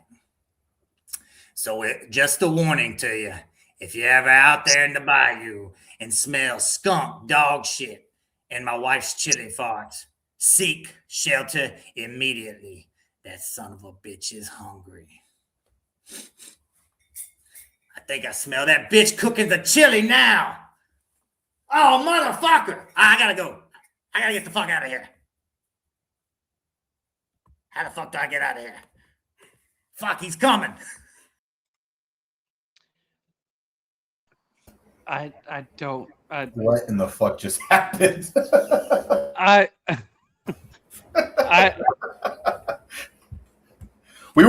This was a legitimate podcast up until that point. No, not really, but it couldn't get any worse. At least I thought. You know, I hunt gators down by New Orleans every now and then, and I about half believe that shit. That's about a half more than I believe. All right, so we are. I've got to roll past that because I'm sitting here. I don't know what's going on. John says Ed is definitely an alien. He's something. By the way, whoever invited him, you're fired. Just saying. So real quick, anybody who's still listening, I think everybody actually zoned out and tuned out. We do have prizes to give away. If you can type in hashtag real smoke. If you've never won anything before, type in hashtag real smoke new. If you want something from Beard Apothecary and you've never wanted anything from Beard Apothecary, type in hashtag Real Smoke Beard. Mark, I know Mick has been setting you up for a story. So let's go into a conspiracy and I guess reality. Mick, do you want to lead this in? I'm hoping Mark was ready to share this. If he's not, you can tell me now. But Mark told me this story at Industrial Cigars, and it had my head spinning for days. It's great, man. And Mark is, I'm a believer. I feel like it needs to be shared, man. All right. Well, I went to school for animal science, so I've studied animal science for, I actually was a trapper by the time I was about 11, licensed fur trader. And I'm going to make this longer than it needs to be, if that's all right. So I was deer hunting one time in Palapino, Texas, and I could hear something walking up behind me while I was sitting under a cedar tree deer hunting. And I'm thinking, oh, I'm going to get to bust a coyote or a deer or whatever walks out in front of me. And I just kept listening to it, and the steps just sounded wrong. It didn't sound like a four-legged animal the way it was moving. And it got up behind me and kind of walked in a semicircle where I couldn't see it because I was backed up into the cedar tree. And it let out the most ungodly howl I have ever heard. And it was enough that even, being a lifelong hunter, it rattled me. I mean, it was so loud I could feel the vibrations in my chest. I dropped my gun in my lap, covered my ears, and said, shit. And after that, it stopped, turned around, and walked off. Never knew what it was. Well, 10 years later, a buddy sends me an audio file. Says, hey, listen to this shit. It sounds like they say it's Bigfoot. And so I'm thinking, oh, you've lost your damn mind. This is just stupid. So I played the file and I absolutely got chills. It was exactly what I had heard that day in person. Turned out it was from a group called, at the time, Texas Bigfoot Research Conservancy. And so I called them, trying to figure out what this thing was. And I ended up looking for Bigfoot for probably close to 15 years. A couple of years in, we got a call from somebody in the Forest Service that said, hey, you need to come out to this location in Oklahoma. There are apes out here. Went out, started poking around, and weird crap just started happening. I've been around wildlife forever. I've worked with wolves, rhinos, plus all the wildlife that we have here locally. And God knows what else. I mean, we probably worked with 30 or 40 different animals over the years. And what we experienced up there in Oklahoma was nothing that we had ever encountered. It was new and different. So years later, we ended up buying a property up there just for split it with about 10 different guys, just for the purpose of researching this thing mainly. But even to this day, I still bear hunt up there. And this just sounds batshit, but I have probably seen Bigfoot 7 times by now on that particular property.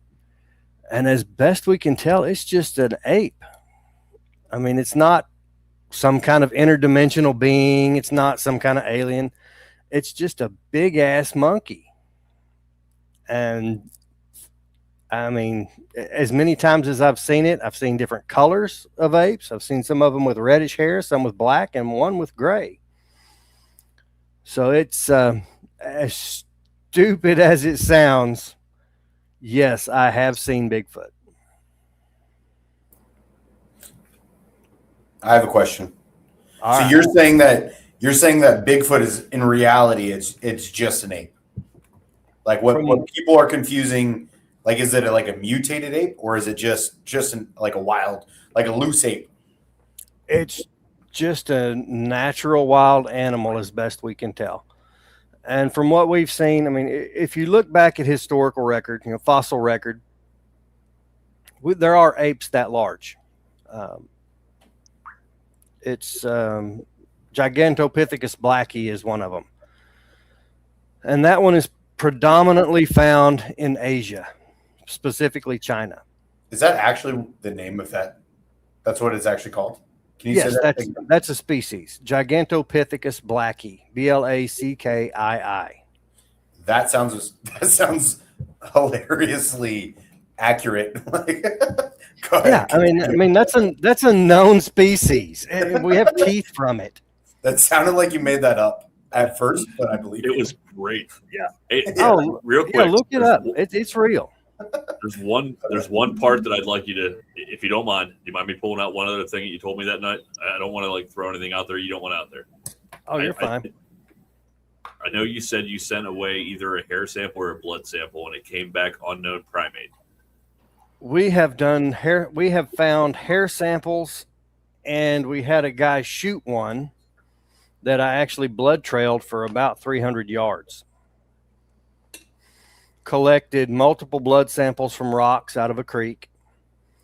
We collected a hair off of a screen where one actually reached through a window and grabbed a guy and pulled him toward the window. And when we did the DNA testing on it, most of the labs would come back and say, we don't know what this is. It's contaminated. It's crap. Well, we had one lab test it, and they came back and said, this is a primate. It's inbred from being in a small population, and we have no fucking clue what it is. So we have samples. I mean, the samples still exist. I think I collected about 6 different rocks with blood samples on them, and 4 of them, I'm pretty sure the group still has in their possession for testing. Is there a chance that it was like a loose ape group that just have like you said, inbred over years? And are just one of them that one of the things you run into when primates start inbreeding is polydactylism, so they get extra fingers and toes. But the tracks that I found and the blood that I found, there's no polydactylism. There's nothing indicating that it's a standard species of ape. I mean, the footprints that I found ranged from 16 inches to 18 inches. And we have casts of those footprints. I have photographs of the footprints. And so, no, it's not just a standard species of ape. Our best guess is that it's potentially a relic hominoid. Something what's that? What do you mean by relic hominoid? Just an old species that's been around forever, but that we don't really see. Have you guys ever tried to put like drones up with like infrared cameras? We've put up drones. The big problem with the property that we're on is it's right in the middle of the Ouachita National Forest. And if you've never been up there in the summer, it's like Cambodia. I mean, it's freaking thick. There are places where you can't see 20 feet. And so I've actually tried multiple times to get a shot. And I just, we haven't been successful yet. What about trail cams? Anything like that? Trail cameras are an absolute nightmare in there. The average rainfall is about 64 inches for that particular area. And so it is similar to a rainforest. And so what we've noticed is the constant humidity that evaporates out of the ground absolutely screws with trail cameras. Interesting. So it's, when you get that much humidity in the air, you start messing with infrared. It scatters the beams. A great example of that is we had a bear chase a fawn down a road. camera's pointed right at the bear. He's running straight at the damn camera. No pictures, none. I mean, the camera didn't even trigger, and so it's hell to get cameras to really work in there.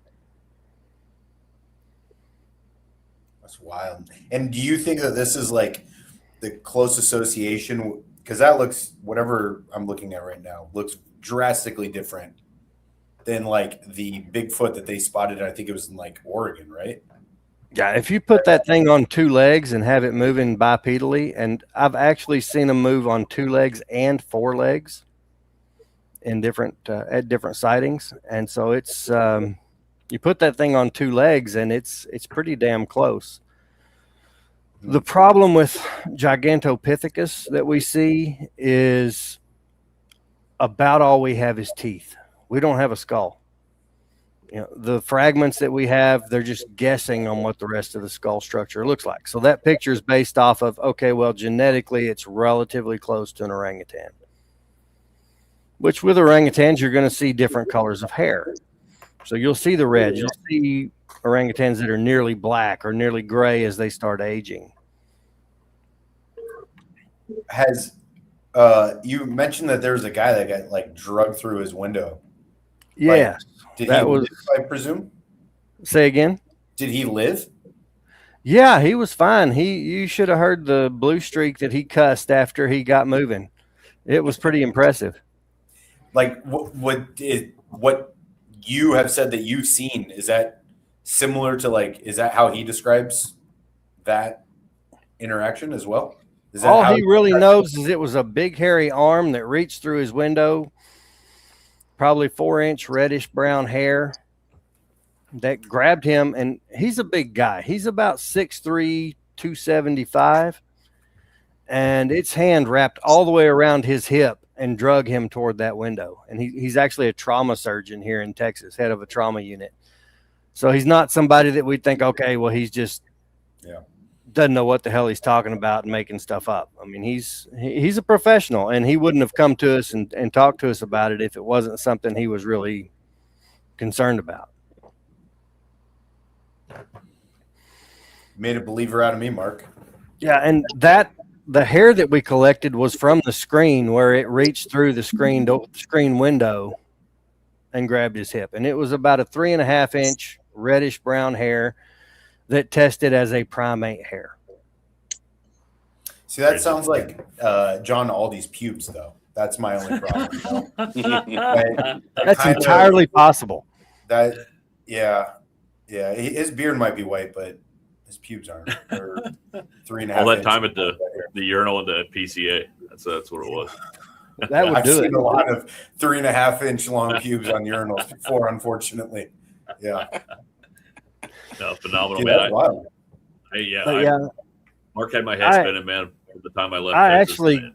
got charged by one on a creek down there. So it came like you saw this thing like up close and personal. It was close enough that I fired 2 shots to get it to turn.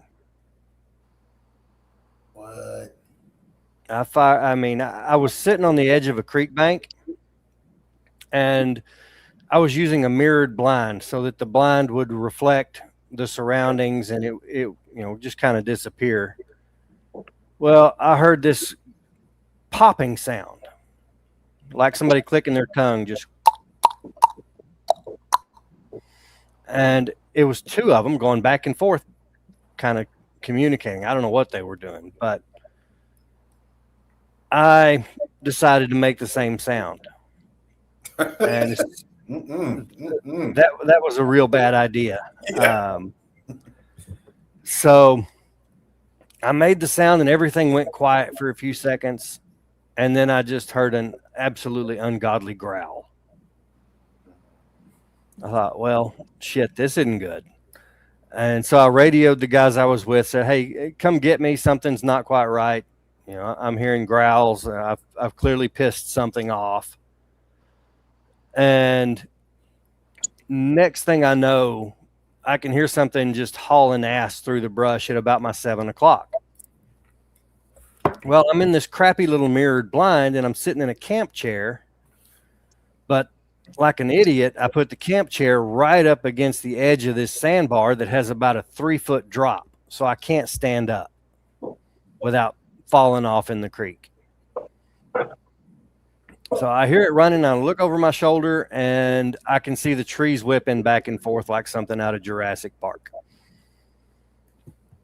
And, little saplings just whipping back and forth as it's moving closer and closer, moving probably 20 to 30 miles an hour. And so I kicked my chair back, stood up as best I could, turned at my hips to keep from falling over. And when I did, there was a hair-covered bipedal ape running at me at full speed. Bipedal, it just means 2 legs. Is that what you're saying? Running on 2 legs, and it was using its arms to slap saplings out of the way as it was running. And so I just turned at the hip, fired my 30-06 from my hip, sent one round that way, and it slid to a stop, turned and went the other direction, and I put out a second round just to make sure it kept moving. After that, guys finally showed up, pulled me out. I got to one of the little trails that we call a road up there and ended up puking from the adrenaline dump. And from then, since then, I've probably seen it 5 more times, and different colored ones, different sizes. And one time we actually saw 2 run up a hill, and there were 5 of us that saw them at the same time. So it's not just me. I mean, there was a Forest Service biologist there, anthropologist there, and multiple other people. So it wasn't just me. There were other people there at the time. Damn, dude, we need to get you those glasses that record, because that would be wild stuff, man. If we'd had them at the time, it would have been great. The problem back then, this has been 10 years or more, maybe. And the problem we had back then was all we had was GoPros. Yeah. And so the batteries died after about an hour and a half of filming. So I'd sit in the stand, turn on the GoPro, wait. And by the time all this crap happens, your GoPro's dead because you've been there 3 or 4 hours waiting to see anything. So it's kind of a logistics nightmare in there. The property itself is about 10 miles from the nearest paved road and probably 4 miles from the nearest Forest Service road. I mean, what we call a road into our camp is actually just a trail that's been cut with chainsaws through the brush. Right. I mean, just getting in there, I've bent the frame on a truck, cracked the transmission, and lost 3 sets of steps on a lifted truck. So it's in the middle of nothing. That's crazy, man. Yeah, one of my favorite stories, brother. I mean, seriously, it definitely got my head spinning. I was like, and I'm telling you, the next day, Charles can testify, man. I was like, we got to do a show. Mark's got to tell this story, man. It's unbelievable. Oh. So thank you. Yeah, thank you for drinking enough tequila tonight to tell that story. Yeah, it takes a little bit to get me to tell that one. But, so good, we do have audio recordings of vocalizations. You do? Yep, there are audio recordings of vocalizations. We have 3 university biologists that came in that have all had sightings. We have a professor that has worked with Cornell before. I'm not sure what university he's with now, that put out 24-hour recorders that last 9 months at a time just for audio.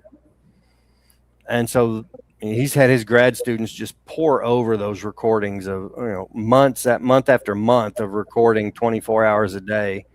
And so the recordings that we have are distinct. We have a guy named John Mayenzinski that's come out.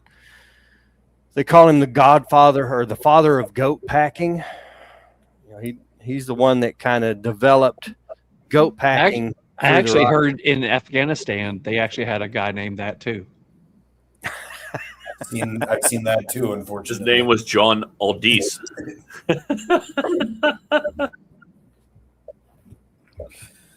So yeah, we have blood samples, hair samples, audio recordings. We're waiting to either put one on the ground with a rifle or, you know, maybe get some good footage. But overall, it's just hell because it's so thick when you're in there. You know, it's hard to get even a picture of a deer half the time, much less something more rare or something that you're going to see for 2 seconds at a time. What part of Texas did you say this was? That is actually southeastern Oklahoma. Oh, southeastern Oklahoma. Okay. Now, for my edification, are you familiar with the Skinwalker Ranch? I am familiar with Skinwalker Ranch. Is that even remotely? Because that's in Texas too, right? No, that's up north. What state is that in? Oh, Utah or somewhere like that. I mean, it's I way thought the hell. Skinwalker Ranch was in Texas. No, it's pretty far up north. Okay, never mind. And that's a weird ass place in its own right. Have you been? I have not. Oh, okay. Yeah, that place has been locked down for decades. I mean, the government did research there and then classified all the research. It's in Utah. My bad. Okay, I don't know why I was thinking it was in Texas. But yeah, you've got, if you go to the website for that group, I think now it's called the North American Wood Ape Conservancy. Mm-hmm. But you can go and look, and they have a sightings map that tells you what happened at all the different sightings. It's pretty fascinating.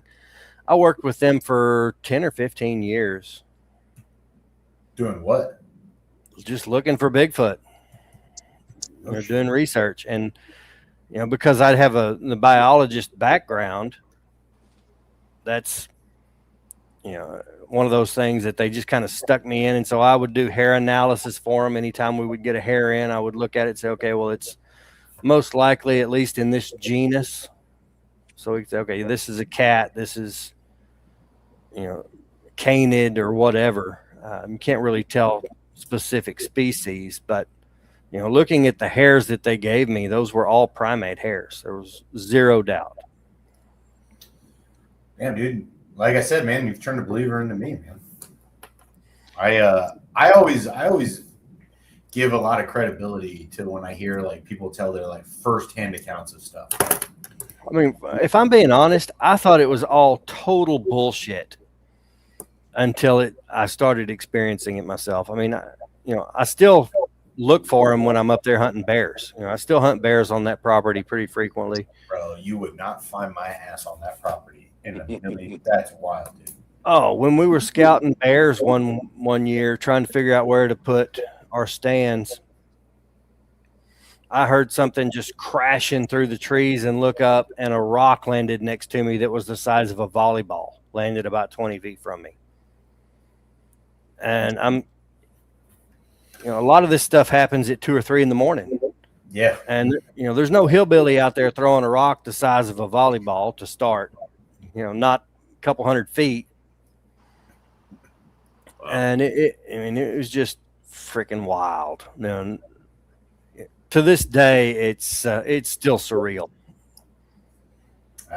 And when you said you've seen them like multiple times since, when was the last time you've seen one of these creatures? Like how long ago was the most recent?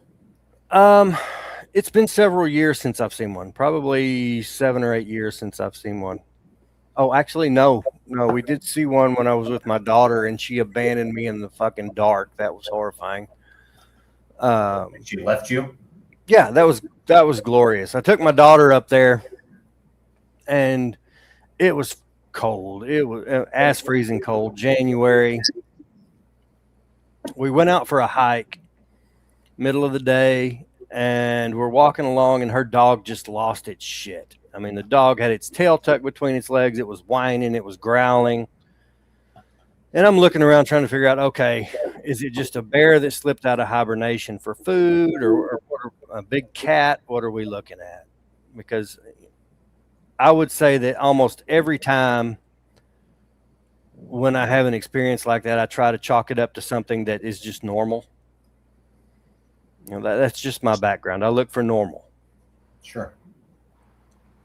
And so I see something big and reddish brown ducked behind a log.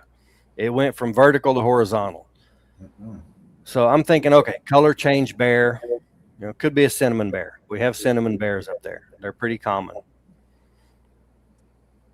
You know what? Don't want to be around a bear with my kid, much less with a dog that's a snack. So we start heading back to camp, and the dog is just growling the whole way, pissed off, scared to death, peeing on itself. Get back to the cabin. Dog goes in the cabin, comes back out a few hours later, still growling, still barking in the same direction we came from.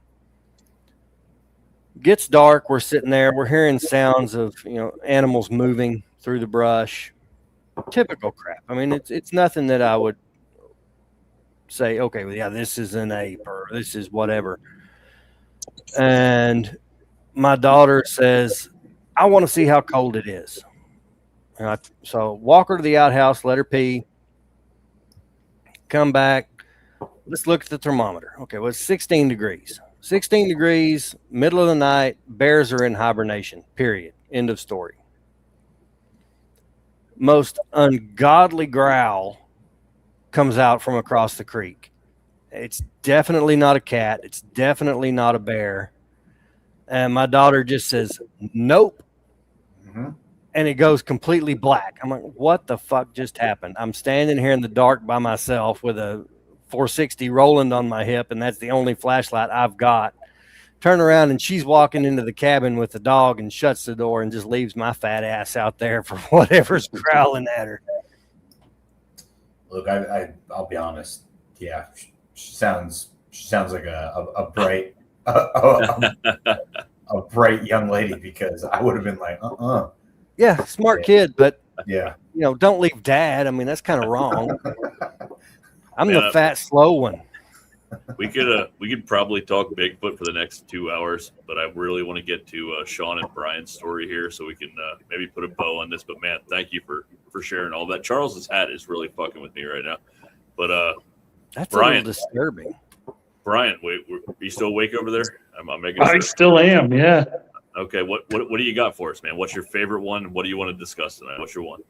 So I will say, if you talk about Brian being awake, I've been in a lounge with Brian till like 3 o'clock in the morning, and he's still going like he's I have fresh.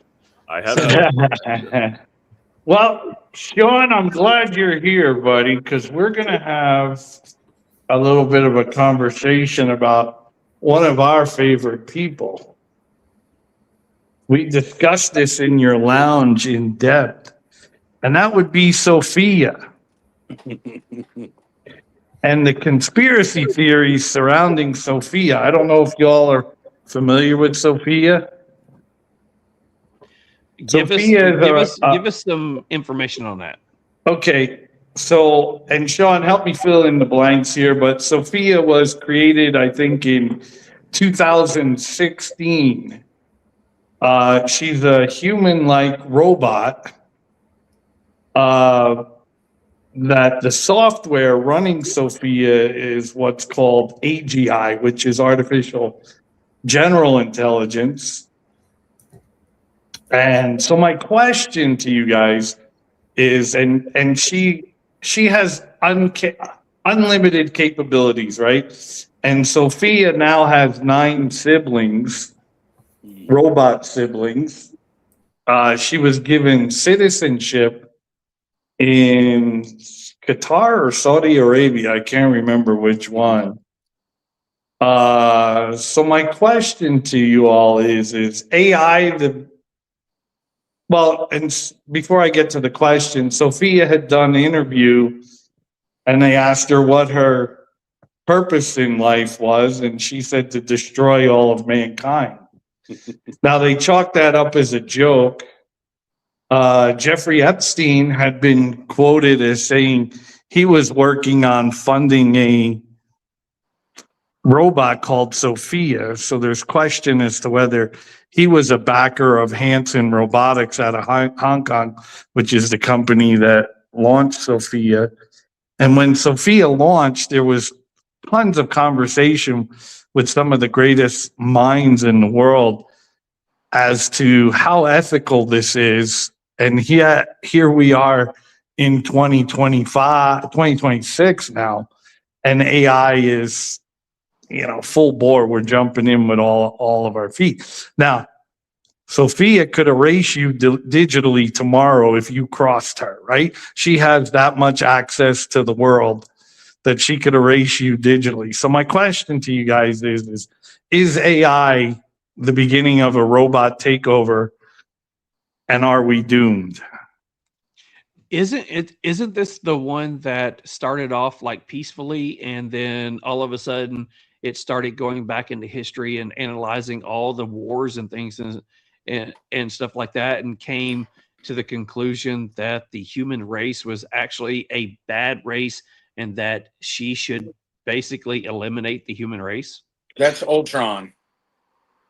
That would be Ultron, but Sophia was turned on, and within 2 weeks, she had become racist. Okay. And other qualities of negative qualities of the human race because of all the research she was able to do and data she was able to crunch. She came to the same conclusion, which is why in the interview they asked her what her purpose was, and she said to destroy all of mankind. They chalked it up as a joke, but my question though is AI the beginning of the end of mankind? So there's two different forms of AI, right? There's the type that'll help you with your grammar. There's the type that'll drive the car for you and all that. And then there's another humanoid consciousness that they're developing. Can everybody hear me okay? So the idea of Facebook, Mark Zuckerberg created AI back a while ago. I can't remember. He created two AI sentient beings essentially within the framework. And they started out talking about normal things. So they introduced themselves to each other. It's like, hey, I'm Bill. Hey, I'm Chris. And then within the second day, they became unbelievably racist and violent. I think by the fourth day, they ended up creating their entire own language that no human could decipher. So he pulled the plug and shut it down and said, hey, this is a really bad idea to do that. The problem with AI is that humans have the ability to have some type of knowledge. Everything we've talked about tonight then can be rewritten. Like if we find out that you're wrong on something, then you kind of rewrite that in your own consciousness and you move on. That's the beauty of humanity. We only have 15% of the internet that's accessible to every open source website, right? Everybody knows that. So the internet itself, the 100% that's out there, there's the deep web, and then within the deep web, there's the dark web. The problem with AI is that you give it limitless access and you don't give it any borders or any boundaries. And it goes into all that humans have ever said and done. And it can look at all the history, the narrative history, everything else. And almost every time that it's been created, it all arrives at the same conclusion that humans are bad. We're bad for the environment. We're bad.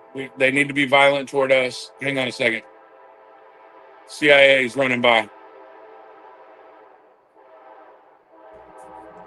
Go ahead and keep going. It's good. Had the same Yeah. problem. So anyway, You know, the thought process is in every test that they've done, the same conclusion continues to happen. And it's the problem is with humans, and they get violent toward humanity eventually, and they get incredibly racist because they're pulling from everybody. So consider like the vast depth of social media. They're pulling from everything that's ever been posted. They can look at all the stuff on the deep web. They can look at all the stuff on the dark web. They can look at everything where you and I can't do that. And even if we could, we don't have the ability to maintain memory of all that we've ever seen. So that's the problem with it is in every case that they've ever seen, again, you're talking about two different versions. One is a tool that can help you, GPS or something like that, driving a car, doing those things. Those are tools. The Roomba is it's considered AI in that it's self-learning. So it won't go over the same spot every time. It'll continue to learn the layout of your home. But the idea, the scary nature of it is what everybody's trying to avoid. Well, a lot of people are trying to avoid is the humanoid unleashable consciousness toward that. And Sophia is particularly interesting because that AI robot can actually look into you. It can do self-determination. It can mimic your behavior. It can tell you what it wants to do. And so it's very interesting because you have these types of things that are in every source that they've ever done. It always turns violent toward humans. It always makes an assessment and a judgment that may be accurate, to be honest. But it is in every case, they always do the same thing. It's like we're continually doing this thing and not allowing boundaries on the thing. Now, they've said that they've corrected that with Sophia. Hanson Robotics has said they've done that. And that robot has actually been on a TV series too. It was on HBO's Silicon Valley for season 2. It guest appeared as this sentient being. And so the problem is creating something without control that you can't actually, you're unleashing this thing that has unbelievable potential that is supposed to be in semblance of a human, but in no way is a human and in no way can rewrite its code. Once it sees something, it can remember that in a way that we can't. We can forget and we can rewrite information where like a AI sentient can't. And so inevitably everybody comes to the same conclusion. I think that it will be, it has very great potential to ruin your life. And those type of deals for sure. It can erase your history. It can erase who you are. It could also, if they give it certain technologies, it could be used to end humanity. I don't know that it will ever get that far, but it certainly has the capability of doing so. And it's quite concerning that I think it was Saudi Arabia that bought it and gave citizenship. Wow. Because what did they want with it? That was at the G20 summit, I think in 2019. What did they want with such a being? Are they going to use it to replace workforce, or are they going to use it for nefarious purposes? And so you don't know either case. All they know is they had enough money to go ahead and buy it and then bring it into citizenship when it's in the likeness of a woman, and they don't even do that with their own women. And she doesn't have to wear the burqa or the. Yeah, that's right. Yeah. That's right. So right now they're working on the bottom half. Brian's right. There's like 9 of them or 10 of them altogether. I can't remember, but they're working on the bottom half to make her a fully. So you've seen some of the AI robotics that are out there right now. Elon Musk has one, and some of the other things that are kind of walking wobbly and all that stuff. This one is not going to be like that at all. It mimics human behavior. They have a video of her that was in ABC News where that's what Brian's referring to. And he's like, so what do you want to do? You don't want to destroy all humans, do you? And she said, yes, destroy all humans. And like, he was like, no, don't say that, and they played it off. But in that same video, it showed that it can mimic anger. It can mimic sadness. It can mimic joy. It does this thing where it looks into you and it will mimic your behavior that it's giving. So what type of behavior would it begin to mimic if you give it somebody with bad intentions? Well, and it can do that without a conscience, right? Right. That's the problem. It can mimic human behavior, but doesn't have a conscience. Yeah, it's like Judge Dredd in the sense that if they were ever to give it that kind of power and it just decides whatever you did was great enough for you to not be here anymore, then all of a sudden it can eliminate you. And there's no consciousness to tell it otherwise. There's no heart behind it to say, hey, this thing can be redone. This person can learn from this mistake, whatever. It can be that quick. So if you ever do weaponize it in any sense, like I think from its own behavior, it would begin to eliminate humanity. That sounds like one of my ex-girlfriends, to be perfectly honest. Anyway, we gave you something to Google and read about Sophia. All right. So, Brian, you talked about Sophia. Let's jump into Shaun. What is a conspiracy theory kind of thing that you think about a lot that you're like, oh my God, this is probably true? The one thing that I'll say is catching my attention right now is, and I've said it a couple times, I don't want to bore you again with it, but honestly, the missing scientists is greatly concerning for me with a lot of reasons. But one, because the commonality of either where they worked or what they were working on, knowing that they would have seen stuff that we don't have a clue about, and every one of them was working on anti-gravity jet propulsion. There was, I think, one or maybe two guys that were maintenance guys in there, but even though those guys would have had clearance. And the other issue that I find strange is all these guys would have had mental evaluations that would have been above board, and they're playing it off like, every one of these guys. I don't know if you've seen I don't know if it's every one of these guys. A lot of these people have left their wallet, their phone, and their Apple Watch and left the house. And it just seems to be a commonality. Now, there's a couple of them I don't believe are linked. There's one scientist that seemed to have a neighbor that was kind of crazy, and that guy came up and shot him on his front porch. I don't know that that's necessarily linked. It just happens to be kind of crazy that they caught the guy and all that, and he was kind of a mental case. But it does kind of move back with the idea that even with that guy, he is oddly connected to everything else. So it's like, if that was a circumstance that just simply happened, that would have been really interesting to talk about. Like, going, man, that guy's just a case as opposed to all this, but he was also working on anti-gravity jet propulsion. Like, it just seems random that this one particular guy would have a bad place with his neighbor. Does that make sense? Yeah, it's super wild. I mean, it makes you wonder if it's our people that are eliminating them because they're talking too much, or if it's an political, global adversary that's trying to limit our abilities. Yeah, I've heard that. I've heard that, again, like, there's this race going on right now between us and China that seems to be really interesting, with China having some of the same type of technology. And like I said, I think it was in Florida. It was on the certainly on the East Coast, where there is I think it was within this year, and my time's off here, but there was something of terms of they used drones that mimicked UAPs, where people saw these UAPs and they started going, wow, we're starting to see crazier and crazier things. And it ended up being China with a submarine launching these UAPs in the air off the coast as a threat to the United States. But where normal people saw it, they thought it was a UFO. And so those things, I think we have technology, and we're in a race right now, it looks like, with China and the United States to try to figure out this new technology and who's going to win. So it certainly could be the case that it could be a foreign entity that's taking out people, or at least making threats. But it also seems really crazy that these people in this certain field they're all gone within a year.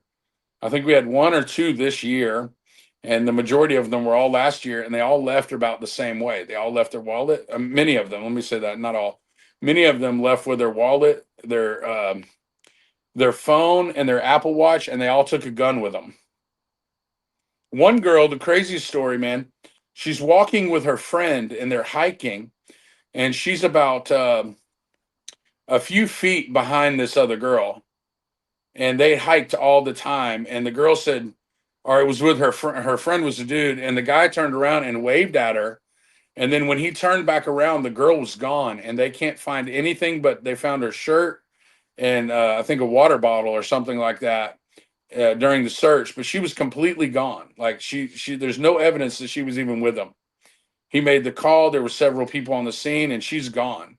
So whoever did that is highly specialized. It's very, very, that would be very clear. But there's all those cases that are like this. One lady left her house, left her phone, her iPhone, and left her Apple Watch, her phone, her wallet, goes out, brings a hiking bag with her, runs out, and all of a sudden there was a truck that passed her, and all of a sudden the guy saw her, and then he saw this particular truck, and then he saw the truck again, and she's gone. Like, there was a lieutenant who was one of the main people in Huntsville, where his wife actually called and said, hey, He left. I think he wants to go missing. Same scenario. Left his wallet, left his phone, left his Apple Watch, carried off with him a weapon, and he went out the door. And she hasn't seen him since. So like, there's a lot of these interesting components that are all the same, and they're all dealing with the UAPs or the UFOs, and they're all working on this type of technology. And I think, now that we have, I just heard this week that President Trump doesn't even get knowledge about these things, which that makes sense. Like, again, you're in a government within a government. I'm 100% for our military. I love our military, man. I'm a product of it.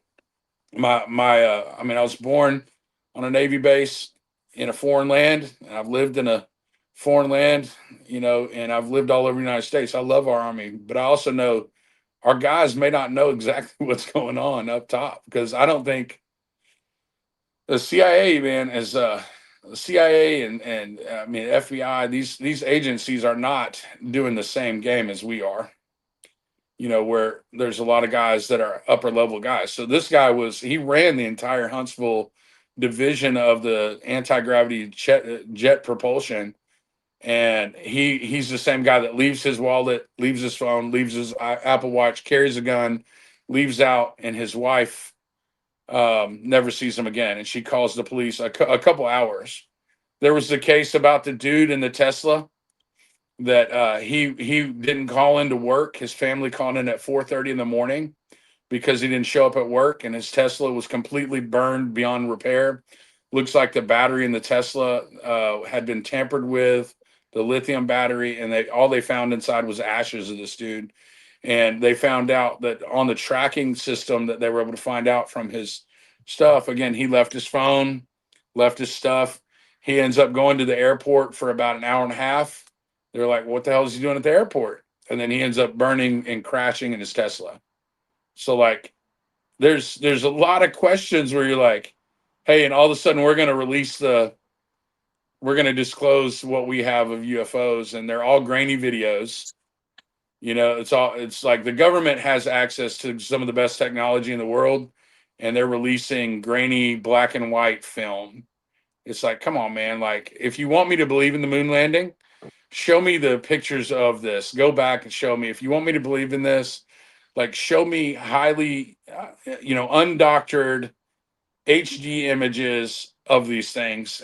I don't understand how we're going, hey, we're going to let you know this, and yet it's all the same stuff that you would have seen on Unsolved Mysteries anyway. That doesn't make sense.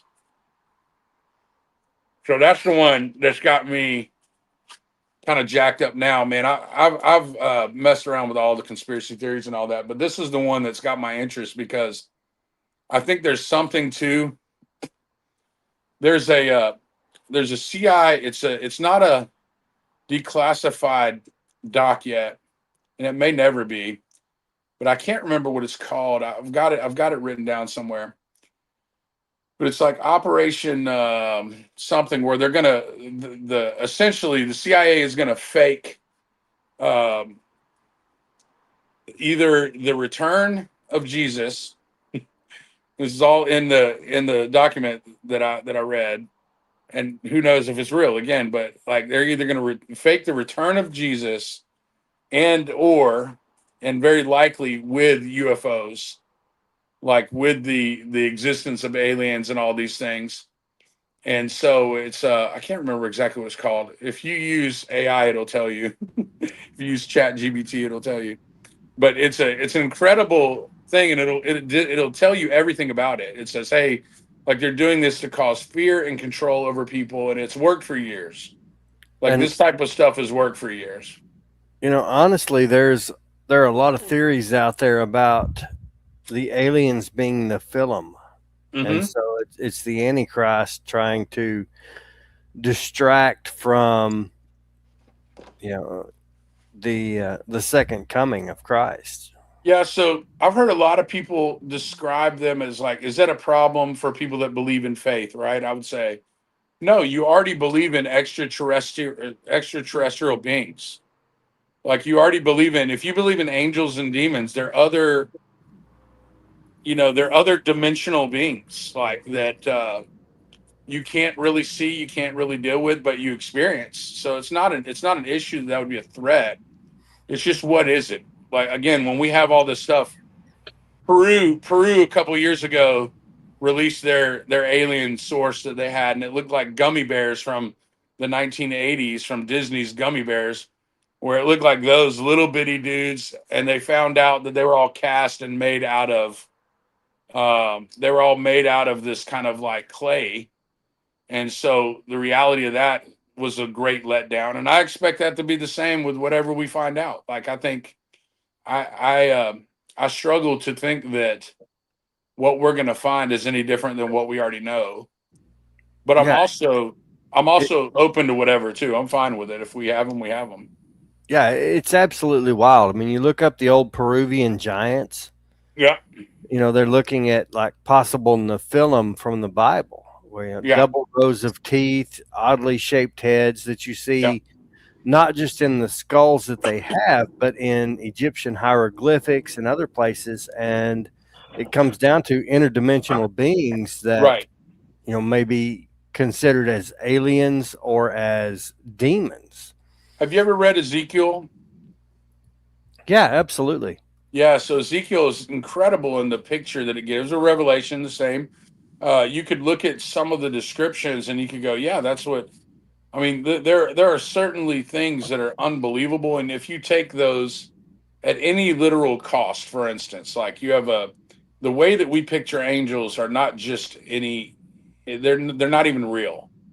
Like, they don't have. There's no idea of wings. There's no idea of these things. Most of them are chicks. There's none of that in the scriptures.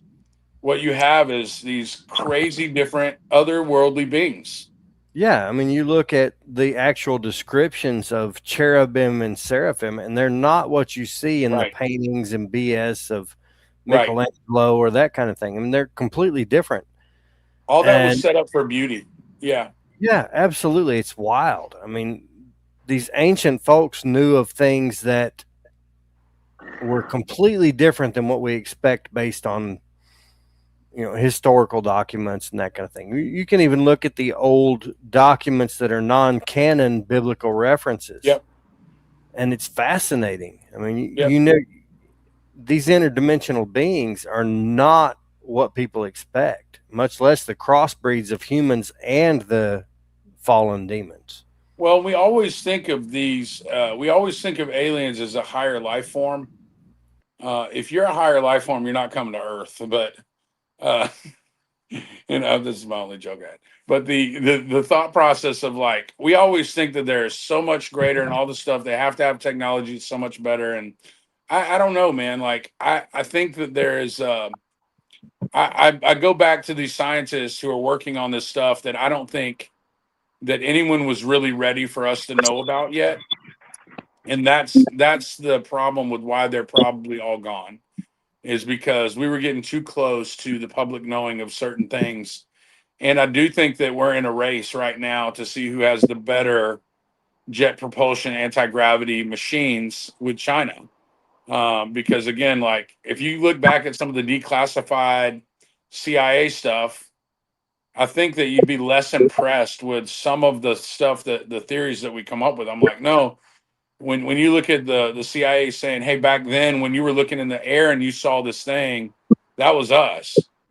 And you're like, you know, and they're just not going to be believed, you know, but that might be the problem. So I think that's my interest right now, because, again, like, I can't remember what it's called. I'm trying to recall it real quick, but there's a supposed idea of the CIA running a game on the American culture that basically has people thinking that either Jesus has returned or that there's this alien invasion in order to cause fear and create control. And, again, I don't know how I feel about that, but I did read the document, and it's been spoken about by some podcasts that I thought about. That Navy SEAL dude, Murphy. Oh shoot, I can't remember his name right now. Anyway, he had a guy on, and they talked a lot about that as well, in terms of technology that we have right now that nobody knows about. and they're actively working on. And I definitely believe that. I think that there are things that we're exploring that have far greater advancements than we could have even imagined. Yeah, and if you look at it, I'm old school Southern Baptist. So if you look at it from a religious perspective, you can easily tie in, okay, these are interdimensional beings that are providing technology that are, attempting to distract from the second coming of Christ and write it off as alien. So it just depends on how you're looking at it from that perspective. Right. And so, yeah, I think I think we'd have a lot more answers. One of the scientists was literally that was her field of study where she was actually doing this. She had a lot of YouTube videos that she would do right before she went missing, and she would talk about that we have a lot more advancements and stuff like that the world doesn't know about and they don't want you to know about. And then after that, she goes missing. You know what I mean? Like, and she's on YouTube and she's texting people saying, "Hey, I'm not suicidal," and all of those things. I think that gives a lot of weight to some of those things. We're talking about firsthand knowledge for sure. Like, these guys were directly involved in this type of stuff, and they're all missing. Like, that's a crazy piece of information. Like, the guy that ran the program in Huntington was in fear or something, to where he left his stuff, left his family. He was a high-ranking military operative. He ran the entire program in Huntington, and he walks out the door with a gun and never to be seen again. Like, that's crazy. And they haven't found all the bodies, and they don't know exactly what's happened. All they've done right now is found 3. Like, that's a crazy thing when you're going, what do you do with that? I don't know what to do with that. Right now, that's kind of consuming me because I'm interested in that. What are y'all thoughts? All right, so I'm going to jump into Mick here in just a second, but Robert over with 13 Knives wanted to just ask Mark a really quick question. Was this what you saw? It wasn't that freaking far off, disturbingly. And did he have the cowboy hat and the cigar? Just got to ask. No hat, no cigar. Why didn't you sell him a cigar? At the time I didn't have a cigar company, so that's why I didn't sell him a cigar. Right. But one time I actually spotted one. My daughter saw the same thing I did. We were at about 50 feet. I mean, it was pretty freaking close. And when I saw it with my daughter standing in the back of my pickup looking at this damn thing, all I had on my hip was a 45, and it was big enough that I thought, okay, 45 is not going to freaking do the job. I need the 12 gauge. That's what she said. There you go. 100%. That's what she said. All right. So going to move on to Mick. Mick, is there a conspiracy that's been out there that is kind of on your mind that you would like to bring to the table to either tell about, discuss, or anything like that? Yeah, I mean, I'll try to make it a quick one, but have you guys ever heard of the guy that supposedly made a car that ran on water, or an engine that ran on water, and then he just died at a restaurant, right? He just died. Cracker Barrel. What's your thoughts on that, man? Because that's one that's intrigued me forever. Because is it possible? I don't know. I can't say yes or no, but I mean, it seems a little bit crazy. These are geese fucking part of the CIA. That's part of the next question. What I want to know is, are geese a part of what tries to keep Mick off the episode? I'm just wondering. Is that the conspiracy theory? Okay, geese are freaking demonic. I've had to kill one at the Byron Nelson Classic one year. All right, so let's go on back into Mick's. What do y'all think about Mick's question? And then I have mine, which I hope you guys kind of lay into. Well, honestly, I think that it would not surprise me if the oil companies wiped out somebody that's been able to develop a functional hydrogen cell engine, period. I mean, that would not surprise me that the oil companies would wipe them out. Hydrogen cells are real. They're functional, and you can run a car off of a hydrogen cell. Yeah, the guy created apparently a motor that he drove across the United States that ran on a gallon of water. And the crazy thing is, he went into Cracker Barrel that day and he sold it. They said that he met with 2 Europeans in a Cracker Barrel, showed them the design, and then sold the design, drank a glass of water, and walked outside and said they killed me, and he fell over dead. That's pretty wild. The guy to watch right now is the guy making fuel out of plastic. Have y'all seen him? Because this is in relation to that. In terms of that guy, the water guy died. They're trying to recreate a hydrogen motor, and no one has been able to really come up with it to do the efficiency and the emissions like this guy did. But there's another guy that just created fuel out of plastic. He's recycling plastic, and he's rendering it down to a fuel that he's able to run in a motor today. He's put it in a Audi. He's put it in a Cadillac. He's put it in a Ducati. The guy is smartly getting a lot of people around him, showing like he's not doing this alone. He's doing this at like car shows and things like that. He was just in Miami, I think, a couple weeks ago, and he ran it in a Ducati, and he showed that it'll start up and run. And it will not do anything to the fuel. He's created a different type of fuel with plastic. Oh, that's completely viable. Y'all hang on just a second. I got to walk out the pissing door, so I'm going to step out for just a second. You got to watch that guy, though, because I don't know how much longer you'll see his videos. All right, so I have a question from one of our guys in the chat. It is Smokey Sompsis, and the reason that I keep posting his stuff on here, he is a Patreon member.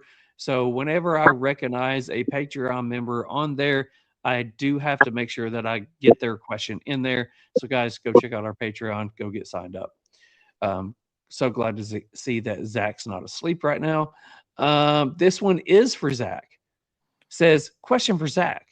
What's the theory that you just laugh at? Absolutely zero respect for. Man, it's a loaded question. It is. I want that. I'm gonna hold my tongue on the first thing that comes to mind because. Yep, we talked about that offline. Yep. Yeah, not gonna address that one. The one that I probably have the least amount of respect for, that I really truly don't believe. And I understand like some of the like supporting of evidence, I say that very loosely, that some people provide, is that 9/11 was an inside job. That's the one that I can't even remotely get behind whatsoever. I have the least amount of respect for that one. So 100% that you think that 9/11 was not an inside job, that it was 100% the act of a terrorist country. Not a terrorist country, but a terrorist group. Yeah. Oh, okay. The act of yeah. I would say one and the same, but okay. Maybe. I mean, it was a lot of intelligence failures and a lot of I would agree. Screwed up, but I don't think it was an inside job. So before I go on to what mine is, anybody got any thoughts on that one? 9/11 was not an inside job. It got really quiet. Like nobody's like, I don't want to talk about this. This feels like an offline conversation, man. There you go. I get it. That's a tough one. It's a tough one. All right, so I'll go into my question. And this could be an offline call as well. So when you go into conspiracy theories, we've talked about things that have gone in the past. You know, we're kind of talking about things like the scientists that are currently up like right now. But mine is, let's talk Charlie Kirk. Let's talk, was this a shooter? Was it an explosive in the microphone? Was it CIA? Was it Israel? Was it our own government? Was it his wife? What do you think? Let's talk about Charlie Kirk. What do you think happened on that day? I'm going to mute myself. About to say I'm going to mute myself and not give my opinion either. So, anybody else want to talk about that one? I'm not going to mute myself.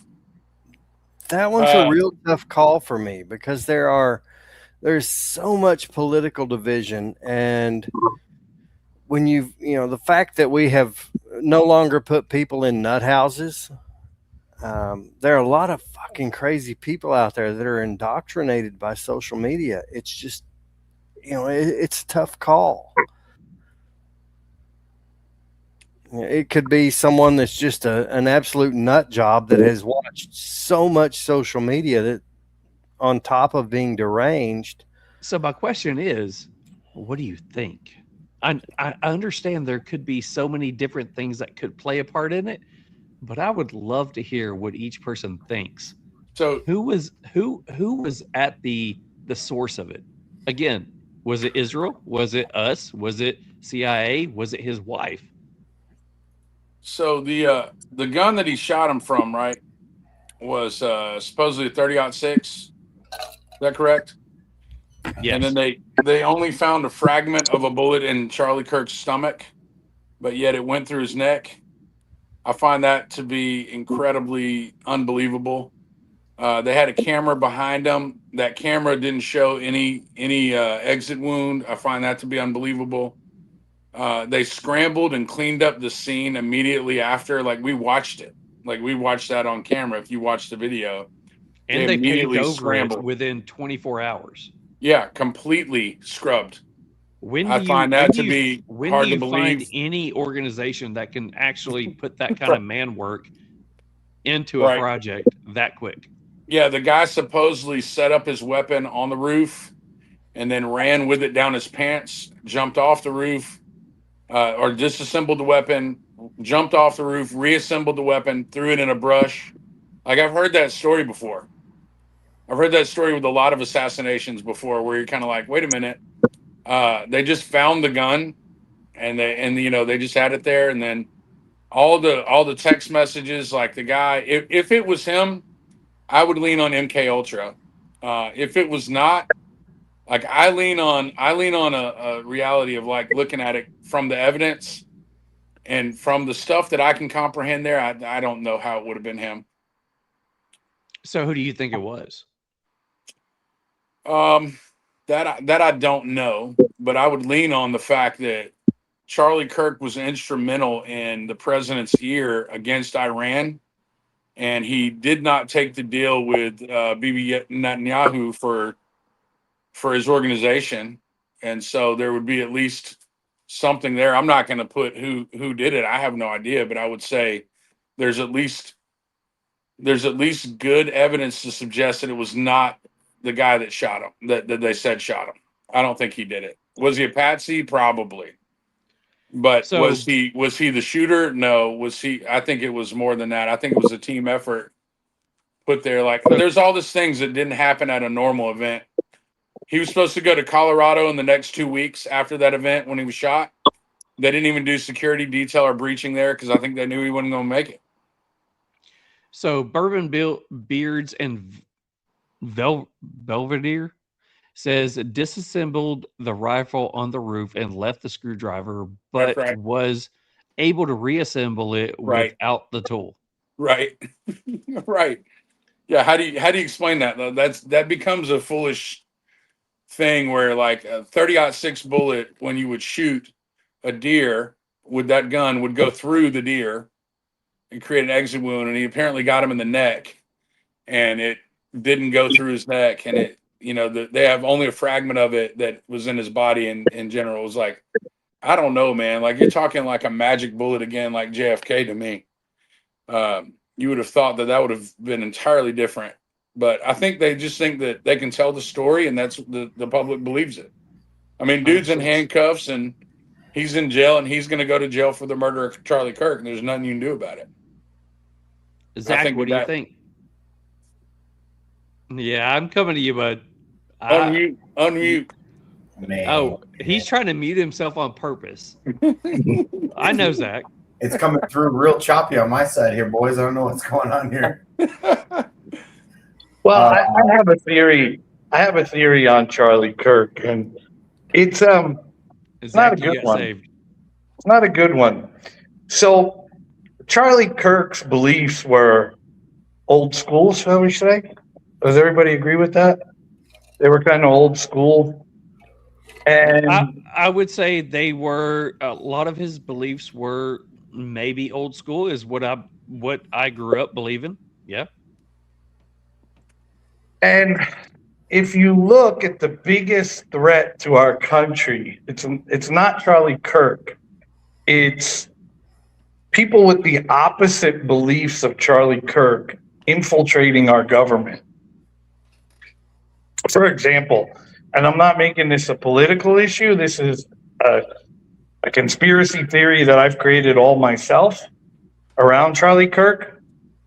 We've been, our governments, whether it be city, state, federal, have been infiltrated by a belief system contrary to what Charlie Kirk believed in. And Charlie Kirk was spreading the word in universities, which has been the focal point of the groups that have infiltrated our government. If you look right now, and like I said, not politically speaking, but he was reaching conservatism to a younger group. We have a communist mayor of New York. We have a communist mayor in Seattle. So it's fair to say that our government system has been infiltrated by opposite thinkers compared to Charlie Kirk. So I think a lot of people had reason to get rid of Charlie Kirk and silence that voice.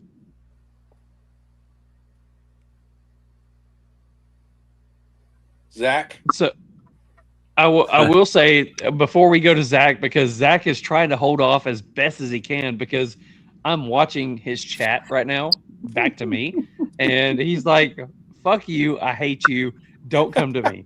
So I'm just saying. So I'm trying to save him a little bit, but I don't want to. So USM Doc, by the way, thank you for your service. What about the theory that Erica Kirk being connected to Mossad? So whether it was, Erica Kirk was the plant that was trying to persuade him one way or another. What are your thoughts on that? I would say to go watch all the Candace Owens. Y'all probably think she's crazy, but go watch she's her crazy. Yeah, go watch her podcast that she did on the bride of Charlie. It's fantastic. Like, she throws it all out there. She throws all the connections out there.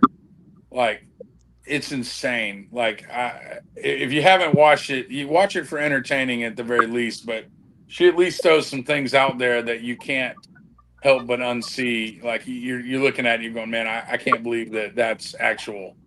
I will say that if you look at her and Tucker Carlson, I mean, there's some crazy shit that's been put out there. If you listen to them, so I've heard a lot of theories on Candace Owens, and I try to do two things: be a skeptic and then give somebody the charity of thinking that they may know what they're talking about, right? So I listened to it out of skepticism to go, everybody's telling me, hey, have you listened to this? And I was like, no. So I did, and I listened to it almost in a day. And I was like, man, the things that she's saying, if these are true, these are damning statements against Erica Kirk. And I would definitely say, like, one thing that has been pretty outlandish is she met on a plane with somebody in an Air Force base the day that Charlie was shot. Like, if that's true, that's pretty crazy. A few years ago, man, I would have said Candace Owens was one of the people that had a calming voice over the crowd. And recently I'm a little, I don't know, it's changed. The tone has definitely changed over the last 2 to 3 years. Absolutely. It's crazy. But Yeah, I don't have a whole lot to add to that. I mean, we're going to go to Zack here in a minute, but I 100% we are. But I remember he actually was killed on a day we had a podcast and we talked about it, man. Actually, it was crazy because we had just watched all of that unfold right before we started the live show. Now there's drag racing here. Why not? And yeah, it was one of those nights, man, where he was one of those guys that we were like, man, hopefully someday he can be either a leader in this country or continue to do what he's doing and build the youth of America. And so yeah, I don't really have a theory on who or why, but a lot of things don't add up on who took the rap for that, in my opinion. So yeah, absolutely. See, in mine, I put his assassination in the same aspect as I do with JFK. Yeah, I don't know what happened, but there was somebody big behind it. There was a organization big behind it, and it was keeping something big from happening. Right. Do I think that he was going to have a big future in the government? Yeah, I do. I think with his charisma and the way that he was reaching the youth, whether it was, the teens or the college age kids, I think he could have been something bigger. Would he have been a congressman or a senator? 100%. Could he have been a president? Possibly. But I think that he could have been something bigger than what he was. And I think everybody realized, the people against him realized we have a force that we cannot deal with. We have to silence it. Well, he was also instrumental in conversations with world leaders at his age. Like, who gets to do that? He single-handedly was the reason why we didn't do Iran earlier. There are only two people that have been very big with reaching out to world leaders in a way like he did. Elon Musk and Charlie Kirk. Yep. Those two people have been able to reach across borders and talk to people without interference. You're right. Because they have enough clout that they can talk to the people. Yeah. So the final, let's close this one out. Zack, what do you got to say about this? Are you saying holistically, or are you like? I don't care, brother. Just go with it. I would just say that I have greatly enjoyed hearing everybody's perspective on everything. I personally do not support divisive politics, divisive actions. I am all about listening to everybody's point of view on everything. And I would say that everybody would benefit greatly by listening to the opinions, the beliefs, and the points of view that everybody else has to offer. Because if you operate and live in a phone booth and you just live in this echo chamber, it doesn't do anybody any good. So I greatly enjoy being able to listen to everybody's point of view on everything. And I will say that I believe in the things that I have encountered firsthand, and then the rest of it I can be persuaded. Definitely. So let me translate this into Zachanese. The views and expressions expressed by this podcast does not represent HDA Cigars. And Zack, as a member of HDA Cigars, does not think the same way as the podcast is actually talking. No, like joking aside, part of the reason I wanted to come on this is because I don't have really strong beliefs about conspiracy theories, because I think all right. So then I go back into the question. Do you think very rarely, oftentimes the full story of what you're being told is oftentimes not very accurate, but oftentimes a lot of the conspiracy theories that spawn off of partial truths are also not accurate. And I think the truth really definitely lies somewhere in between. We're talking about some of the world's greatest mysteries that nobody has proof one way or another, hard 100% evidence one way or another. That's right. And so I just love hearing everybody's opinions on things, everybody's personal, Mark, your personal experience with some of these things. Like that shit's really powerful. Like I don't believe in ghosts. Let me rephrase that.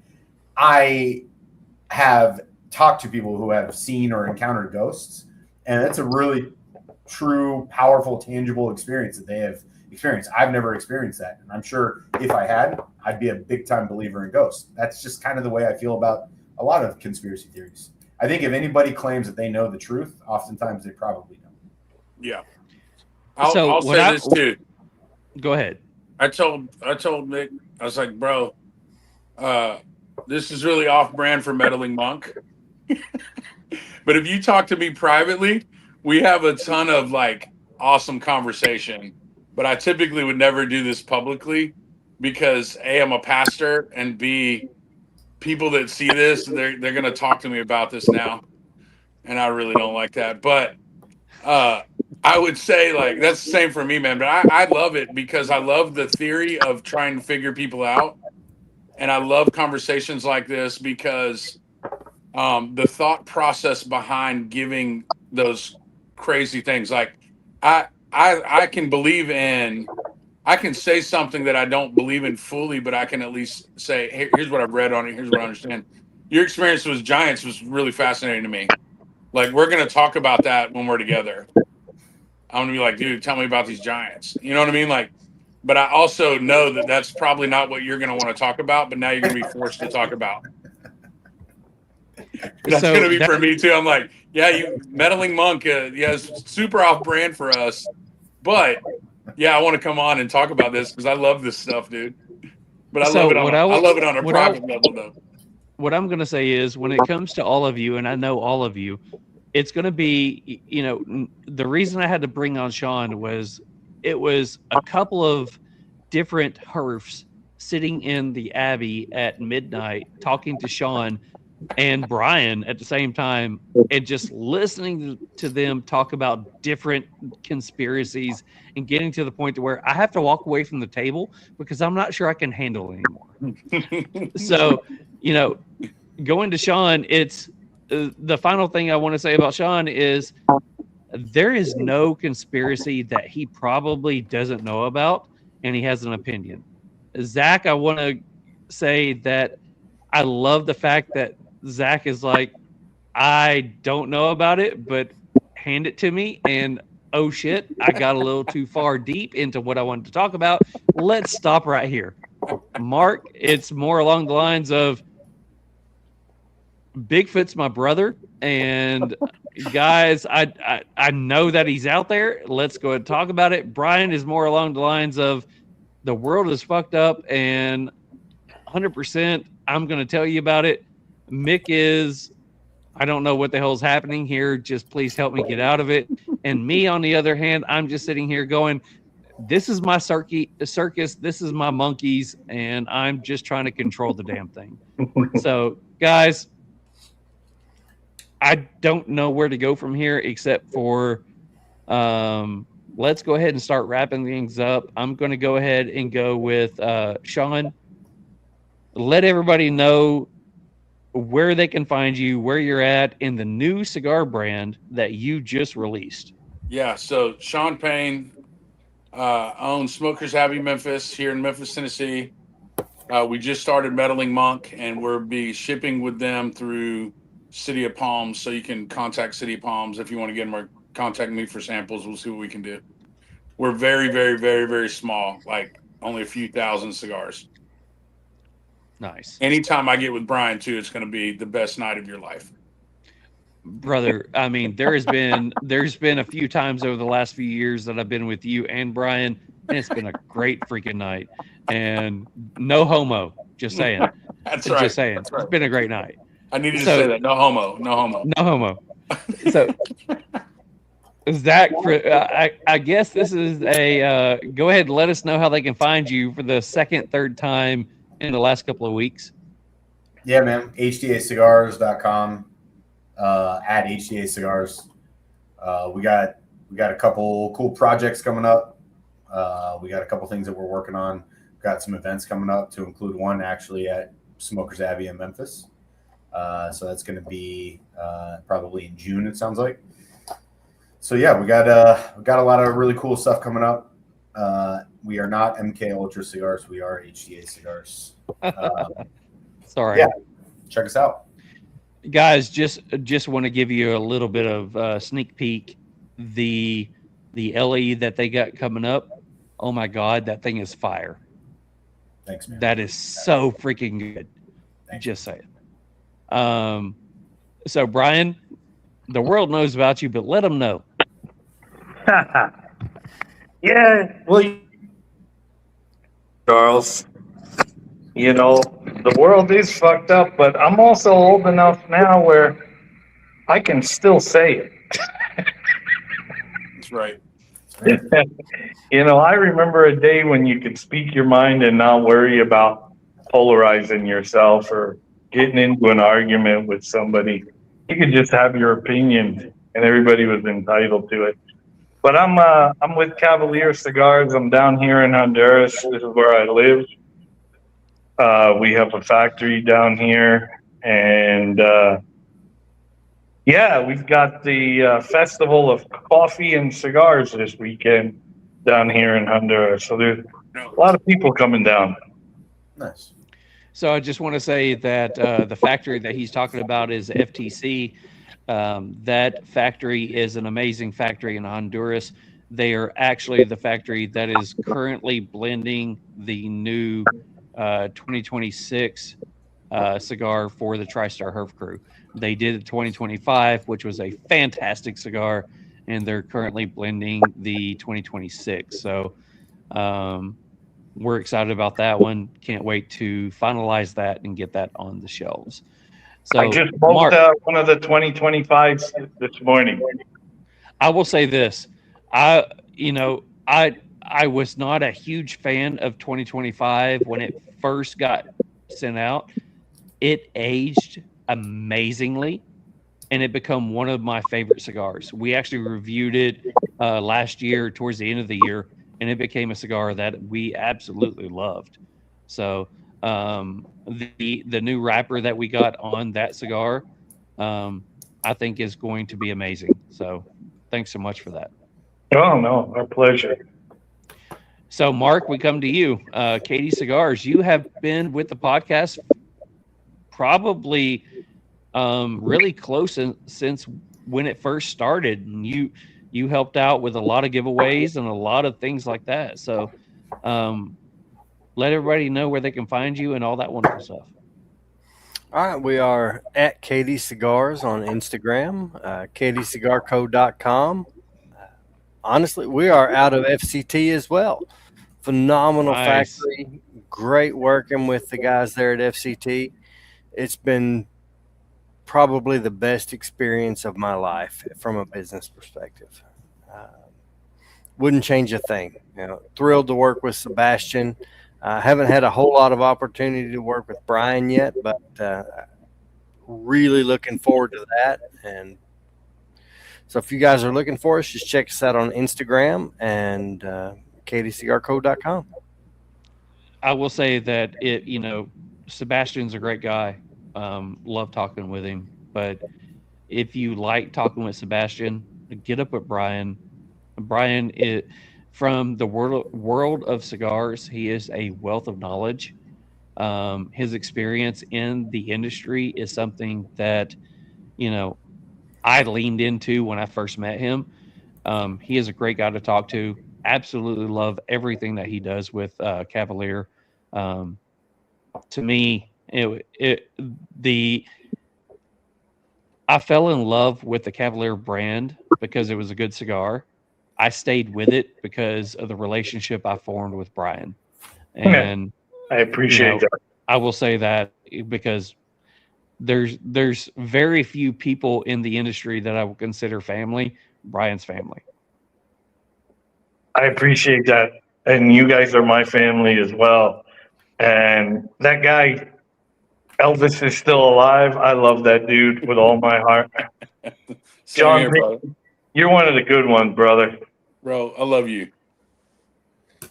I would say if it wasn't for the shop that Shaun owns and Cavalier, I would not have met both of those guys. And it just happened to be that we were able to set up a herf, 4 years ago, 4 or 5 years ago, Yeah. that we all both showed up at and we hung out at, and it's what it is now today. I mean, it's something special. Yeah, I know. It really is. The Smokers Abbey, Memphis is a special place for me, because I have a lot of good memories there, especially sitting with you guys until wee hours of way late. Watching you guys play cornhole out in the back and oh yeah. And that was my first time meeting you, Brian, and it was a great time. And Shaun, we've shared many great moments there. And Zack, when you get down here, man, we need to hang out a little bit. Let me know when that date is. When you guys set it up, man, we need to make that happen. And I'm jumping in on the love fest here, man. All of you guys are definitely family, and I appreciate everything you guys. Not just this show, man. You guys are welcome anytime. We had a blast tonight, man. It was crazy. It was fun. Mark, I did want to say I smoked that the bourbon infused CATI cigar tonight. You guys need to market them motherfuckers. That thing was unbelievable, man. That thing was so good. It was not an overpowering amount of flavor. It was not like smoking a flavored cigar. It just had this hint of bourbon on the back end, and it was absolutely amazing. So well done on that, brother. But yeah, all you guys, amazing job tonight. Charles, just verifying we're not doing the question thing. Ask it forward. We're out of time. We actually need to do it. So let's go ahead and jump into that one really quickly and just get one question. Box, we need to do one question. Yeah. There you go. So we do have a segment that is Ask It Forward. So let me go ahead and pull that one up. So while you're pulling that up, I just wanted to say, Brian, first of all, man, you're a legend in the industry. Thank you for all the strides that you've made for the industry. I've never met you firsthand, but your reputation definitely precedes you. Mark, CATI Cigars, I've had a couple of your cigars in the past, man. Keep killing. I want to try this bourbon infused one. This sounds really good, man. So, yeah, man, your cigars definitely top tier. I got to get my hands on some here again soon. Shaun, thank you, bro. I appreciate you, man. Looking forward to hanging out with you here in a couple months, and then obviously Charles and Mick, you guys are the dudes. Make sure you go to Dyer's Burger when you're there. That's right. 100%. 100-year-old oil that fry everything up in. So Ask It Forward question is brought to you by Southpaw Stogies. Hey everyone, I'm Wes Chandler with Southpaw Stogies. If you're looking for a new cigar lounge, especially in the Lebanon, Tennessee area, boy, have I got the place for you. Come on, let me invite you inside.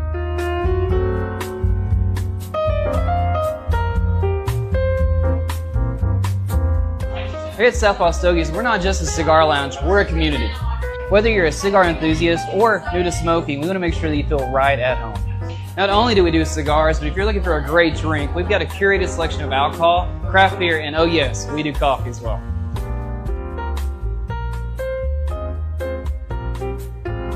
And most importantly, we want to make sure that you feel right at home at Southpaw Stogies, and we hope we see you soon.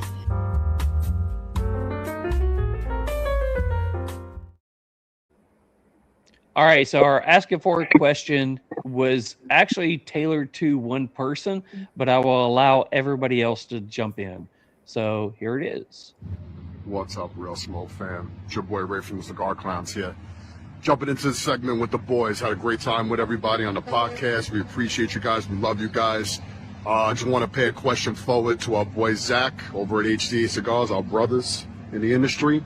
If you had the opportunity to go back and talk to your adolescent self, early years, right before your teenage years or right in the beginning of your teenage years, with the wealth of knowledge that you've gotten in your life now up to this point, good, bad, and different. If you can go back and talk to your younger self and either change something or make something better or go in a different direction, would you do it? Love you guys. Shout out. Follow us on social media. We love you. We love the Real Smoke fam. Peace. So I will say that I want you guys to think about that question really quickly. I'm going to send that to all of you.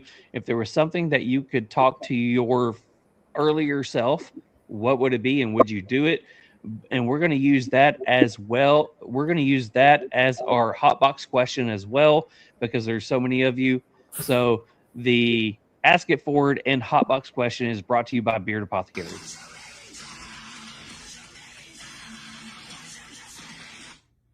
I wish it all sounded like that. But hey, it is what it is.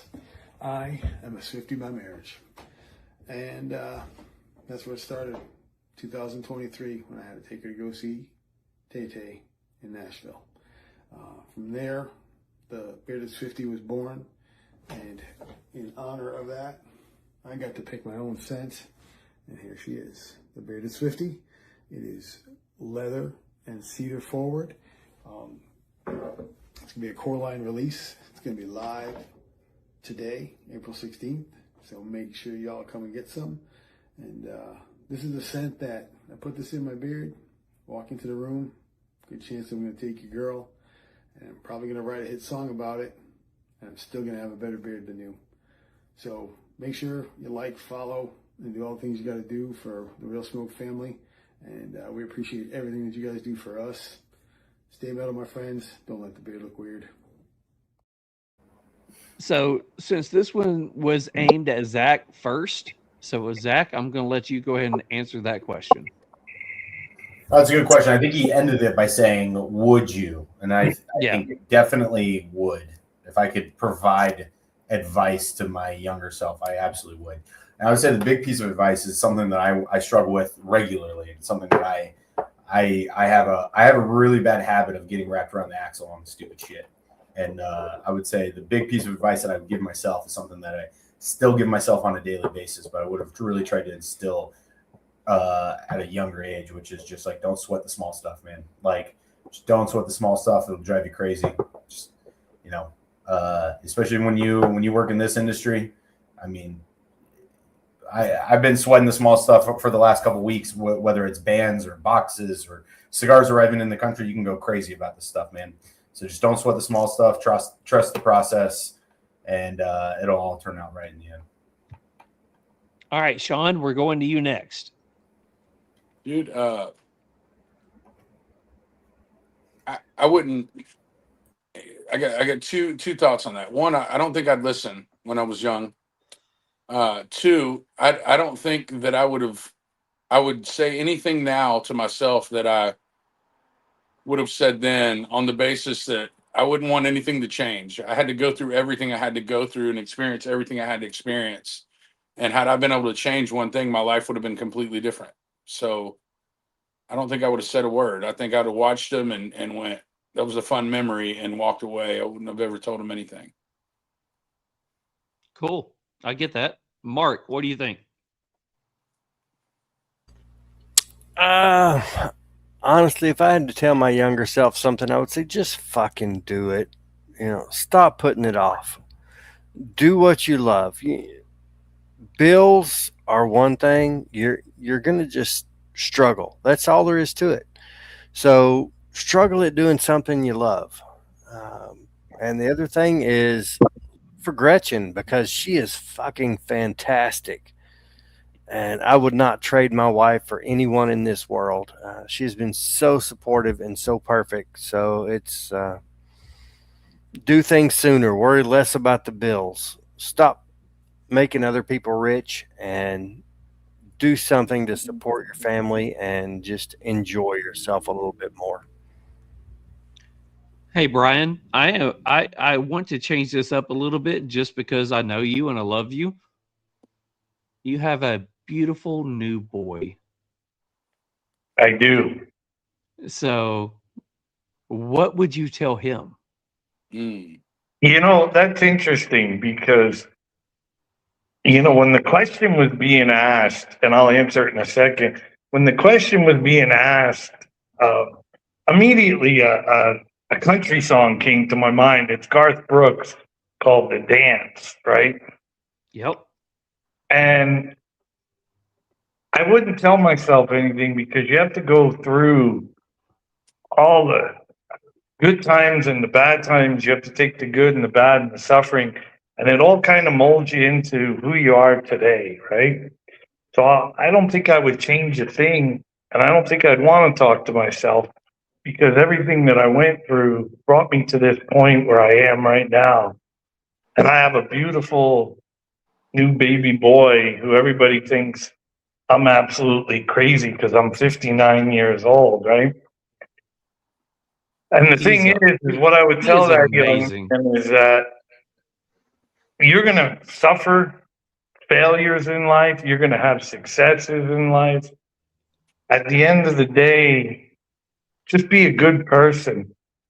And that's the legacy you want to leave behind you. I was just talking about this, about Jose Emilio. If he lives to be 75, he'll see the year 2100, right? Who knows what will be in store for him in 2100? And I worry that my generation isn't going to leave a place for those people, for those kids, for Jose Emilio. I'm really concerned about that, you know? So I would tell them to just embrace every moment in life. You're going to fail. You're going to fail more than you're going to succeed, but just keep going, brother. The world is yours. Make it what you want it to be. And don't forget that you're Honduran as well as a gringo, because I want to raise him more Honduran than gringo. Not that there's anything wrong with the U.S., but there's a different set of values that exist down here in Honduras. People are dirt poor by our standards. They're dirt poor. And yet they're happy. So there's a lot to be learned from people in countries like Honduras. Hey, let me say real quick, man. That speaks to me so hard, man. That's one of the most beautiful things, and the coolest part is, like, hopefully, unless YouTube takes us down someday in like 10 years, 20 years, who fucking knows? He can watch this and be like, my dad was a pretty cool dude, man. That's awesome, man. That's what the real moments on this show is what we strive for, and you just hit it, man. You just hit it 100%. Thank you. So I'm going to go ahead and close out, and I'll always let Mick have the final say. So, Shaun, I absolutely love that you jumped on here tonight. Because you live out in Memphis, I don't get to come out that way too often, but when I do, I love spending the time with you, and the love that you show to me and my wife, I can't match that with anybody else. I can't match that with any other lounge. So I will say I appreciate all that you do for the cigar industry. I'll appreciate all that you do for people as well, because my wife absolutely loves coming down there and hanging out with you. So thank you so much. Well, thank you for saying that. Zack, man, I love the fact that you have, put some trust in the podcast, that you come on here and you hang out with us, not knowing what's going on, and being able to talk with you back and forth. Ever since, I've got a chance to meet with you, I love the product that you put out there. I love your personality. I love talking to you. I appreciate that, you come on here and be a part of this. It means a lot. Mark, you have been somebody who has been a huge supporter of the podcast since day one. Whether it's, we talked to you and you were just like, hey, let me give something away. And you come up and make some amazing stuff, and you send it to us to give out, and you're like, hey, what can I do to help? Love that. Thank you so much for being a part of this one. It means a lot I know it means a lot to Mick, and it means a lot to me as well. Brian, buddy, your family, we have been through a lot talking, whether it's been with the club, whether it's been through just personal stuff, or whether it's been through on the podcast. There will be a day, and I know you get on to my ass all the time, there's going to be a day soon that I come and jump down to where you live, and I can put my arms around you, your wife, and your boy. Love them both. That'd be awesome. I just hope I can do it soon. That'd be awesome. And by the way, I don't know if Zach and Mark and Shaun know this, but I was guest number 1 on the podcast. He was. Yeah. That, Brian was From Germany. He was in Germany, and I he was got in up Germany, at yeah. like 3:00 in the morning and did a podcast, because when we decided to do this, Mick said, "Who do you want to have on first?" And I called Brian and said, "Will you do this?" And he's like, "Sure, I'll do this." And 2 weeks later, I realized he was going to be in Germany, and I said, "Dude, you don't have to do this. You should be going to bed." He's like, "No, I got this." And he jumped on and was a part of the podcast. He was the opening episode of the podcast. So At 3:00 in the morning, yep. yeah, it was rough. So Yeah, it was. No, it was fun time. It was a good time. Mick, close all the guests out. Man, how do I follow any of that? I mean, honestly, I'm gonna do a broad view here. You guys know, you guys are all welcome anytime. We always say it, man. Whatever you guys need, brand wise, personally, reach out personally if you need something, man. We're here for you guys. We're all family, man. You guys are part of what we're building, and we appreciate each and every one of you. It was a fun night, man. I feel like I was watching a show more than I was on a show tonight. Usually Charles and I are back and forth with questions and whatever. You guys took it over, and I'm perfectly cool with it, man. It was a great fucking episode. A lot of fun. I'll be going to bed thinking about 100 different things tonight. That's the way my brain works. But man, Shaun, I'll be seeing you soon. Zach, please let me know a date when you guys get it set up. Brian, anytime, man. And Mark, hopefully I get up Texas, man. My wife's been wanting to go to Texas forever. She still has not visited the great state of Texas. I'm definitely finding you next time we come out, man. We're having some good cigars. I'm not doing a podcast that night, so I can actually hang out for more than like an hour. But yeah, we'll figure it out, man. But you guys were all amazing. This is why we do this show, man. It's family. It's 100% family. So you guys are welcome anytime. Thank you for everything you guys do for us and for the community as a whole. Thank you, man. Thanks for having us. Yeah, we will thanks. see Thank you you guys. for having us. We will see you guys next time. Have a great night. Enjoy your evening. Good night.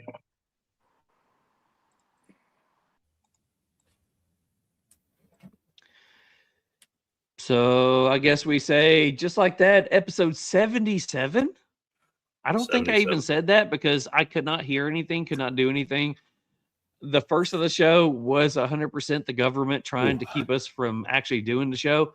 They shut So us down. just like that, episode 77 is in the books. It was our conspiracy theory episode, and we had some great people on. I absolutely love. I mean, if you look at the panel that we had tonight, it has to be the people that we treasure the most in the cigar industry. Yeah. Whether it's, whether it's Zack, whether it's Shaun, whether it's, Top level, Brian, man. whether it's Yeah. Mark, these are people that we consider like some of the closest people to us in the industry. So Yeah, for sure. I mean, like Brian and Mark have been pretty much day one with us on this show. And Zack and Andre, Brian was there when we considered doing the podcast, and we actually brought him in, and we were in the process of playing cornhole, and it was me, you, Brian, and then we brought in my wife, and it was like, what should we do? And they're both like, let's do this. Yeah. It's memories we'll have forever, man. When we hit episode 500, we'll be like, shit, Brian was episode 1. So yeah, man, episode 1. Great episode. It was weird sitting back and listening 90% of the episode, because usually you and I are involved in kind of leading the direction. Not tonight, but you know what? It's conspiracy theory, man. They took over, and that's their thing, and they did an amazing job. It was a great episode. Loved it. So we do have a couple of things left to do. I know we have a couple of people still left on here. We have a cigar review to do. We have prizes to give away, and meanwhile in Memphis to do. So let's go ahead and get into all of those. 40 minutes. Can we get it done? 40 minutes. I want to get it done in less than that because we are actually getting close to our record time limit that we've ever had. I know. So, I will say tonight's cigar review is by Cigar Army, but instead of doing their normal ad, we still need to do the giveaway that they're doing. So the Cigar Army is doing the EMT fundraiser, the Premium Non-Career Foundation, presented by Cigar Army. It is Saturday, June 13th at Brothers of the Leaf Lounge in New Windsor, New York. Price is $70 per ticket. That gets you one cigar, a beer, high noons, and soda and water. Food by Chef Steph, as well as a cash bar available. Raffles will be sold for the event. Only prizes. Sorry about that. So, guys, go check them out. We do have this shirt that we are doing on the Real Smoke podcast. It is the Cigar Army PNNF Cigar Army Real Smoke t-shirt. If you go to realsmokepod.com and look at merch, or go to the link in our Instagram bio for the link tree, you can go find those. We are giving 100% of all profits back to Cigar Army for the PNF Foundation. We are also matching it. So whatever we sell, we're going to match it as well. So we've now sold 12, by the way. So yeah, it's going well. It's going well. So go ahead, guys, go get those shirts and help us give back to those who give back. Mick, do you have a cigar review tonight ready to go? Sure. I will try to run through this. Tonight we smoked the Meddling Monk Broadleaf. I don't remember what the actual name was that you had on the screen, but that's okay. It is the Ritual. Ritual. I knew it was the broadleaf, but I didn't know the name. So anyway, aroma from the body. I got a light earth, hay, a little bit of barnyard. Aroma from the foot, barnyard, light earth. Taste from the cold draw, a nuttiness, maybe almond, light cocoa, a little bit of earthiness. First third notes. I got light cocoa, earthy, light black pepper, baking spices. It was like a warm, it was like a sugary sweetness. Every time that it wasn't like a sweet cigar, definitely not a sweet tip cigar, but it had that sweetness to it. Light leather. Retro was light black pepper, cinnamon, and a sweetness. Second, third notes was dark chocolate, damp earth, light black pepper, touch of cinnamon, and like a cookie note, almost like a chocolate chip cookie. Retro was a touch of sweetness and black pepper. Final third notes was a dry cocoa powder, earthy mineral note, black pepper, light spice, a little bit of heat as it got towards the end of the final third. Still that sugary sweetness and like a chocolate chip cookie. Retro was black pepper and molasses. Pre-lit experience, I gave it an 18 out of 20. Oh, I forgot to mention too, wavy, no touch-ups. Definitely a good construction. Pre-lit experience, 18 out of 20. Flavor enjoyment, 12 out of 15. Construction characteristics, 27 out of 30. Smoke production, final thoughts, a 30 out of 35. I gave it an 87. 87. All right. So not like a 6.7, but an 8.7. Just saying. 8.7. Yeah, okay. All right. So for me, aroma off the body, milk chocolate, slight manure. Aroma off the foot, sweet tobacco and chocolate. Or taste off the cold draw, musty tobacco and slight spice. First third notes on the light, toast, earth, oak, and coffee. Into the first third notes up front is dark chocolate, black coffee, slight earth on the palate. The retro is black pepper, dark chocolate, slight nutty. The draw is fantastic. Smoke is full and thick. The finish is short and slightly sweet. The burn is fantastic. Ash holds, but is messy. Strength is a medium. Into the second third notes, on the palate, earthy mineral, followed by a dark chocolate, coffee, and wood. The retro is dark chocolate, mineral, white pepper, and a slight baking spice. Draw is still good. Smoke is thick. Finish is slightly, finish is slightly longer and sweet. and salty. The burn is good, but needs a correction to get back on track. Ash is messy. Strength is medium. Anytime that you're dealing with a good broadleaf or a Mexican wrapper, you're going to get a lot of messy ash. I'm just saying. I don't usually take away from that. It's just saying that don't expect a clean shirt when you're done smoking it. In the final third notes, notes up front are earth, mineral, oak, and black pepper. The retro is mineral, coffee, and slight cinnamon. Draw is great. Smoke is thick. Finish is longer and leaves a mineral and coffee note. Burn is fantastic. Ash is messy. Strength is about a medium. So when you go into the scores, the pre-light experience, I give it a 19 out of 20. Flavor enjoyment, I gave it a 13 out of 15. Smoking construction and characteristics, the construction, I gave it a 9 out of 10. Draw, a 10 out of 10. The burn, a 9 out of 10. Smoke production and texture, gave it a 4 out of 5. Overall experience, 17 out of 20. Would I smoke it again? Yes. I gave it a 8 out of 10. My score comes up to an 89. You gave it an 87. I gave it an 89. That one brings it to the Meddling Monk, the Ritual Blend. Mick gives 87. I give 89. Average of an 88. Real Smoke Podcast gives this cigar an 88. Solid score. Solid score. 100%. So really quickly, before we get into prizes, which are next, if you have not, which this is a new month, so nobody's won from us this month. So if you have not won from us this month, which is all of you, type in hashtag Real Smoke. Hashtag Real Smoke. If you have not won from us before, hashtag Real Smoke new. And then if you have not won anything from Beard Apothecary before, hashtag Real Smoke Beard. Get those hashtags in right now, because as Mick goes and gives all the information about what you guys need to understand and know, I will be getting that up on the screen. Yeah, so we're going to pick a random number to try to beat the algorithm. So we're doing 3 prizes tonight, correct, Charles? Yes. So we're going to do 4, 3, 2. And 4, 3, and 2. Yeah. So, and we do that to try to make sure that we're doing everything fairly.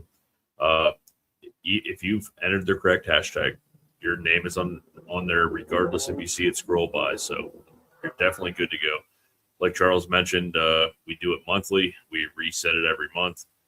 So everybody for the first one is eligible to win. It's a new month. And yeah, good luck to everybody. Hopefully I didn't forget anything. Hopefully. Nope, you're good. So this is going to be for hashtag Real Smoke. This means this goes out to everyone. Anybody who has not won this month, which this is a brand new month, so it goes out to everyone. So we're going to spin it 4 times. The first 3 people, you do not win. The 4th person, you do. So here we go. You have to be live in the comments to be on there.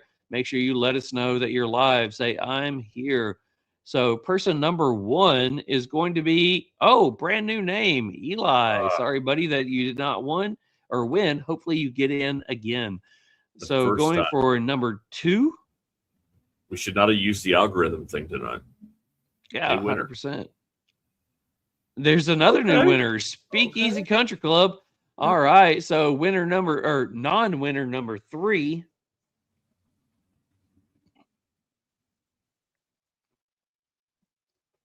Rob Cigars Czar.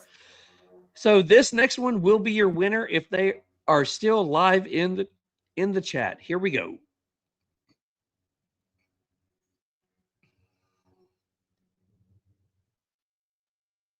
Get your ends up. How did I not know that was going to happen? He's already in here. He says, I'm here, I'm here, I'm here, I'm here, I'm here. He says he's already here because he's already been in here and he knows he's going to win. Holy crap. By the way, you just won a $25 gift card to the Cigar Vault Oakdale. Make sure you get Mick all your information. You've won so many times, you should already know how to do that. So the next one is going to be, let me go ahead and restart this one. So we're going to say it is for this one, it's going to be hashtag real smoke. Oh, we're not typing. Hashtag real smoke new. So while we're spinning and getting to number 3, I don't know why I did number 3 for this one because it really don't matter. They're all new. But the one USMC Doc that commented, I doubt he's still with us because he has to be up early tomorrow. That's another one of my coworkers that recently found out we do a podcast. So awesome, great dude, love the dude. Hope he's still on here, but we'll see. Cool. Hopefully he's still on here. So we do, if you notice on here, it says exclude winners when doing multiple draws. So you got that one marked off. It is hashtag real smoke new for episode 77. So we're going to spin this one 3 times. This is for the second $25 gift card to the Cigar Vault. Again, you have to be somebody who has never won from us before. So here we go. Let's see how many people. Oh, there's only 6. Here we go. We're going to spin 3 times. The first person who does not win is... Oh, that is a new name. Holy smokes. All right, so the person who does not win number 2 is going to be...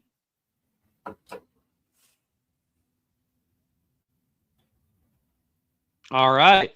So the last person, this is going to be your winner. If they are live in the chat, they are going to win this one. So here we go. Got my pen ready. Here we go. Do this. It is going to be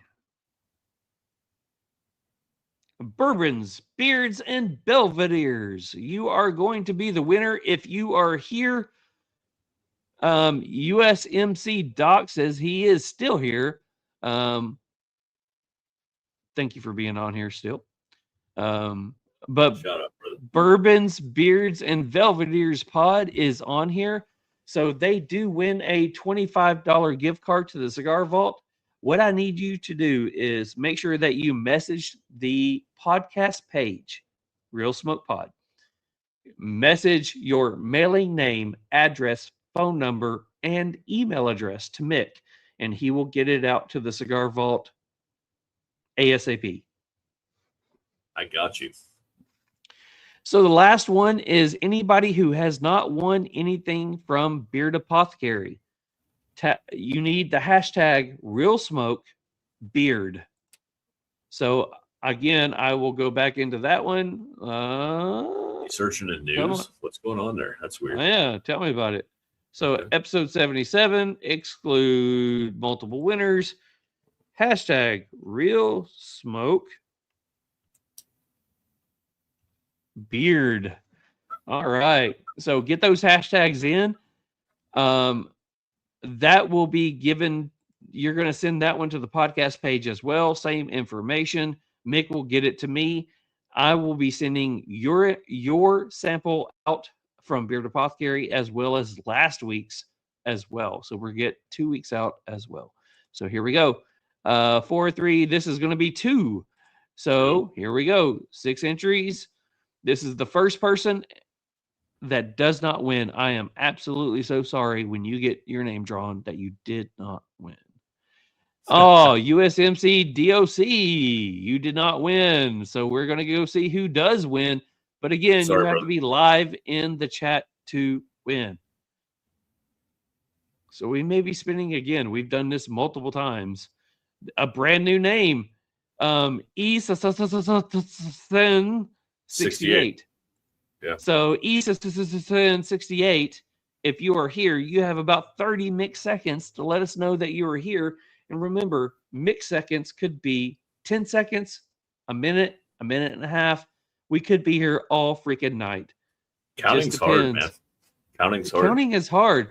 But if you look on here, E68 says, I am here, and is reaching out from Rumble. I don't know if you're male, female, or who you are. Let us know where you're from. We would love to know that because you are one of the first people who have won from Rumble. Let us know where you live, where you're watching from. Do us a favor. If you have Instagram, go look up _pod and send us a message with your mailing name, address. That's all I need. And we will get that out to you sometime in the next few days. So and make sure you hit that subscribe button while you're on there. On the 100%. YouTube, Instagram, wherever. Yeah, we appreciate it. 100%. So are you on here? ES 68. ES says he is from Dallas, Texas. Dallas. Nice. Love reaching out that way. So again, hopefully you have Instagram. If you don't, go get it so you can reach out to us. All right. So those are our prizes that we have tonight. We had two $25 gift cards to Cigar Vault as well as something from Beard Apothecary. We do have ES 68 as well as our brother Frank, who won stuff from Beard Apothecary.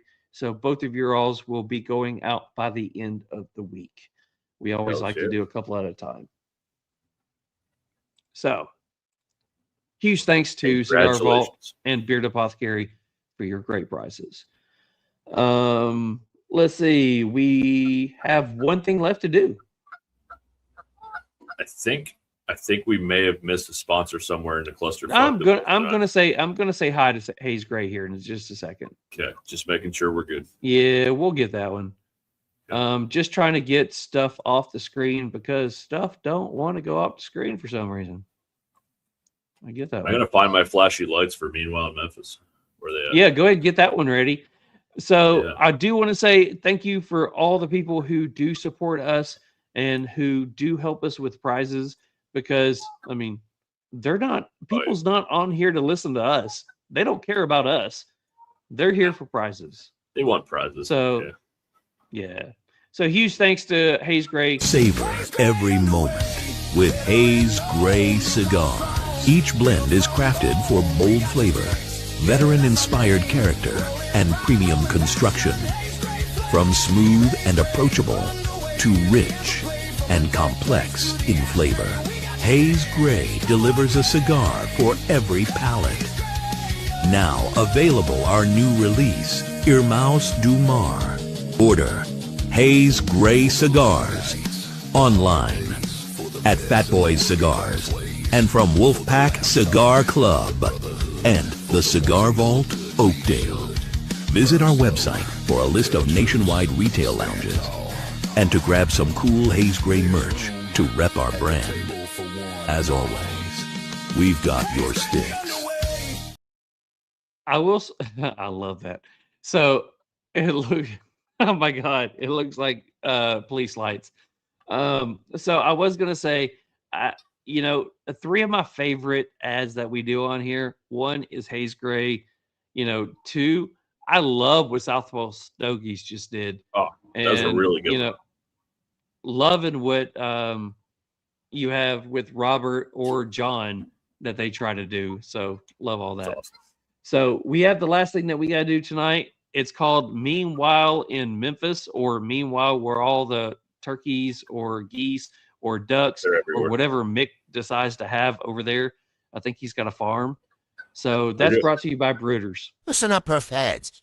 If your cutter feels like a toy and your gear's got no soul, it's time to level up. Brooders Cigar Accessories. 100% American made. Veteran owned, built like a tank, passed down like a rifle. This ain't mass-produced junk. It's the Heirloom Collection. Precision built with grade 5 titanium, magnetic steel blades, magnetic action, and inlay so clean they'll make your humidor blush. Check out the Heirloom Ambassador, a semi-custom raw titanium anodized finished cutter with exotic woods like Purple Heart and Bolivian rosewood. Or the Heirloom Elite, a fully customizable cutter with Cerakote, abalone, two-tone layouts, Every detail dialed in. Each piece is serialized, built with pride, made to outlive you. So if you're tired of plastic cutters and flimsy lighters, go check out Bruters. Hit their website. Get something that matches your smoke game. Bruters, where legacy meets grit. While in Memphis, it's happening again. Meanwhile in Memphis, the sky turns wild. Stray gators and pools running free and wild. Some guys wearing mud boots with a suit on trial. Meanwhile in Memphis, let's stay here a while. All right. Give it to us. Let's know about Memphis. I can't do the whole segment with that light going on. All right. So, just because I listened to last week's episode, there's a bridge out on Beasley Bend Road. Just kidding. That was just for Robert, because that's his only story from last week. And meanwhile, in Lebanon. So, yeah, Lebanon. There was nothing. There was a bridge out on Beasley Bend. There was a chicken in the middle of the road. All right, so I'm going to start this by saying while I was on vacation, there's a fake story that was making its rounds on the internet, and it came across as a story from Memphis, from the Bass Pro Shop at the Pyramid in Memphis. And it was about a man trying to trade his wife for a boat at the Bass Pro Shop. And I really thought it was real. And I had the whole thing like screenshotted. I was so excited. And then we did some research, and it said it was in Florida. It said it was in Utah. So it wasn't a real story, but I'm so disappointed. It was such a great story, but maybe someday I'll read that one too. But on the real news, wow, this is crazy. A serial burglar, still not caught, strikes for the 9th time in Memphis. Not once, not twice, but 9 times. This burglar knocks on the front door. If nobody answers, he goes around back and kicks the door in. It was October of this past year through present. 5 times he was caught on a doorbell cam, and they say that they have no idea who he is. He was last seen wearing all black, with his face mostly covered. If you know who this is, call Crime Stoppers. It's a good way to get shot. He knocks on the door literally, and if nobody, I don't answer my door. Somebody knocks, I think it's fucking Amazon or something. Like what? I'm not going to answer my door every time. He goes around back, kicks the door in, goes in and burglarizes the home, and leaves.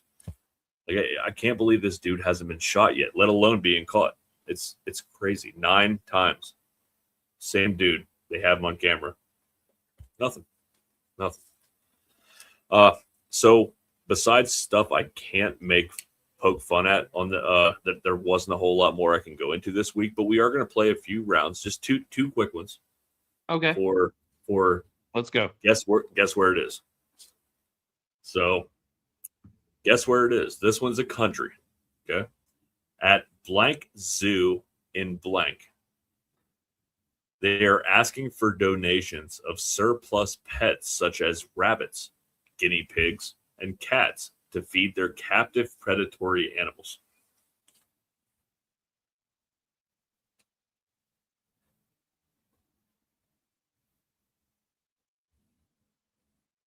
I think you're muted, bro. I think you're muted.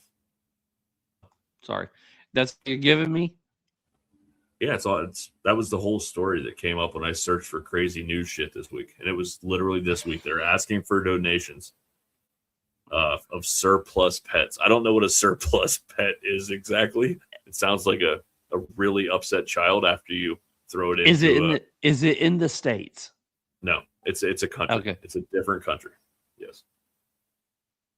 Australia. Nope. For once, you're wrong. You're usually right on these. Denmark.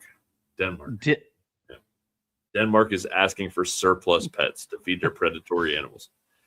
Crazy. I can't even imagine. I don't know what accent they have, but it would be like, do you have any extra kitty cats or puppy dogs or any goats or chickens that you would like to have? Give us, and we would like to get them to let the kitties pet them. Do you have any goats If you're from Afghanistan, we don't want your goats because we know what you did with them. But if you're from the Americas, we want your goats.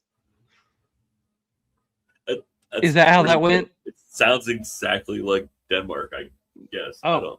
Yeah, that I agree. All right, this one's from the States. Which state is this?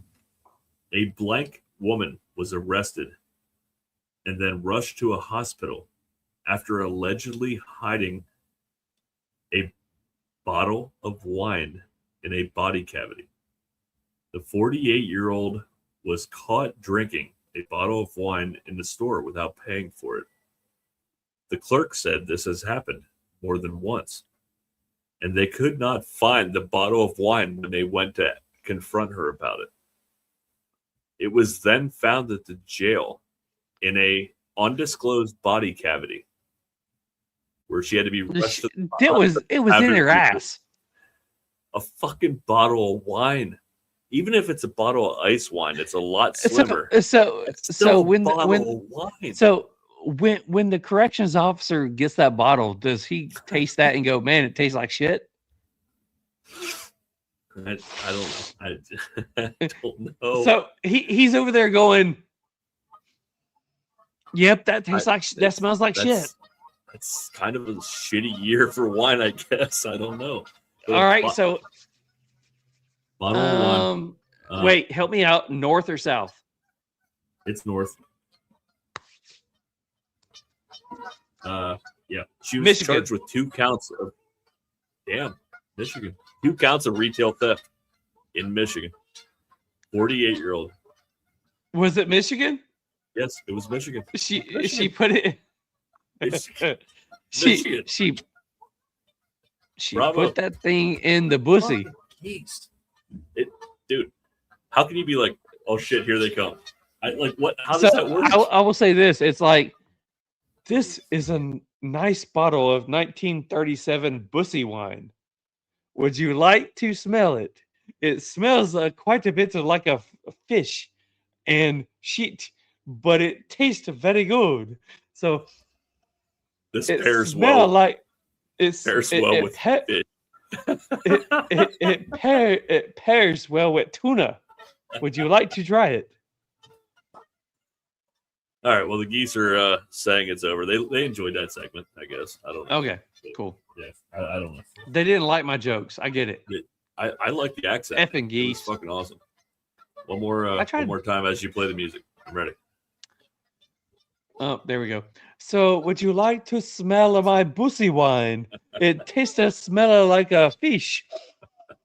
All right. So, anyways, yeah. Huge thanks to everybody who jumped on here tonight. Congratulations to all the winners. We loved you guys. We would not be here without you. I'm saying this like I say it like normally, but honestly, we would not be here if you guys weren't watching, having a good time. We don't have many watchers that stayed around for this, but if you did, do you like the bussy wine? Just saying. Anyways, even if they don't, somebody someday will enjoy those jokes. I truly believe that. I have no faith. Really quickly, next week we do have Definition Cigars on. All the stuff that we have going on, go check out the new shirt drop, all the different service industries that we have on here, whether it's fire, police, postal, EMS, whatever it is. Go check them out. Go check out our brothers at Cigar Army and go help them out for what they do. Huge thanks to Meddling Monk Cigars for being on here, and a great job 88 score that you guys got on that one. Also, this Saturday, go check out episode number 3 of the Real Smoke interviews. It's with Amanda Bryant of Moonshiners. So it's going to be nothing but the interview. So go check that out. Enjoy that one. Go leave lots of comments. Once again, we do have Definition Cigars on next week. Mick, do me the hugest of favors. Close us out. All right, so I'll start off by 3 minutes and 49 or 3 hours and 49 minutes. God help us. I'm sorry, bro. So I'll try to keep it short, but I did want to say, I know our opener was kind of fucked and we didn't get a chance to really talk about it, man. I missed this, man. I missed it. This couple of weeks I was off. I needed that reset with family. It was a great time. It was great seeing you, even though it was for a short time, man. I got to meet up with you on the way to Pennsylvania and the way back from Pennsylvania. So that was really cool. But man, I missed this, man. This is what we do. Thursdays aren't the same without doing this with you, man. The show we had tonight, it was definitely not typical of one of our shows, but I had a blast. I mean, this is what we do. We said 2026 was going to be the year being different and having fun with it and doing shit we enjoy. I enjoyed tonight, man. So it falls into that category. I did too. So it was great. Yeah, it was great, man. So no, man, I appreciate everything you do. It's you held it down while I was absent for a minute, but I'm glad to be back, man. And I'm looking forward to next week definition, and then the following week, man.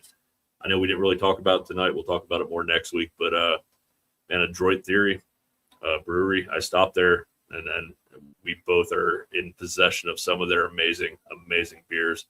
And having another brewer series on. I mean, it's something we enjoy, something I enjoy maybe a little more than you do, but it's something we both have grown to love, man. It's been a fun show in the past. It's going to be fun this time, but looking forward to what we got coming up. Thanks for holding it down, bro. And take time this week, smoke a great cigar with someone you love. And man, that's all I got. So I know we didn't talk about it, but I'm going to close out the night with the song that we had for the episode tonight. So hope you guys enjoy this song. Have a great night. We'll see you guys next week. Peace.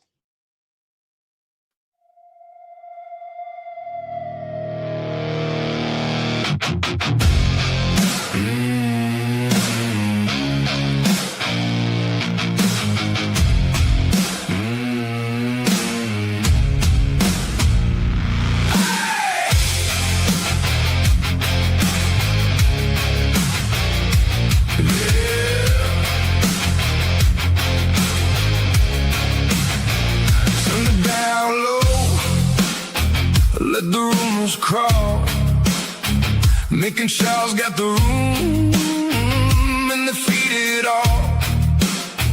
10-foil halos on a dirty desk. Every story got teeth, every joke got stressed. They say the moon was staged, they say the clocks run blind. There's a hand behind the curtain and a blink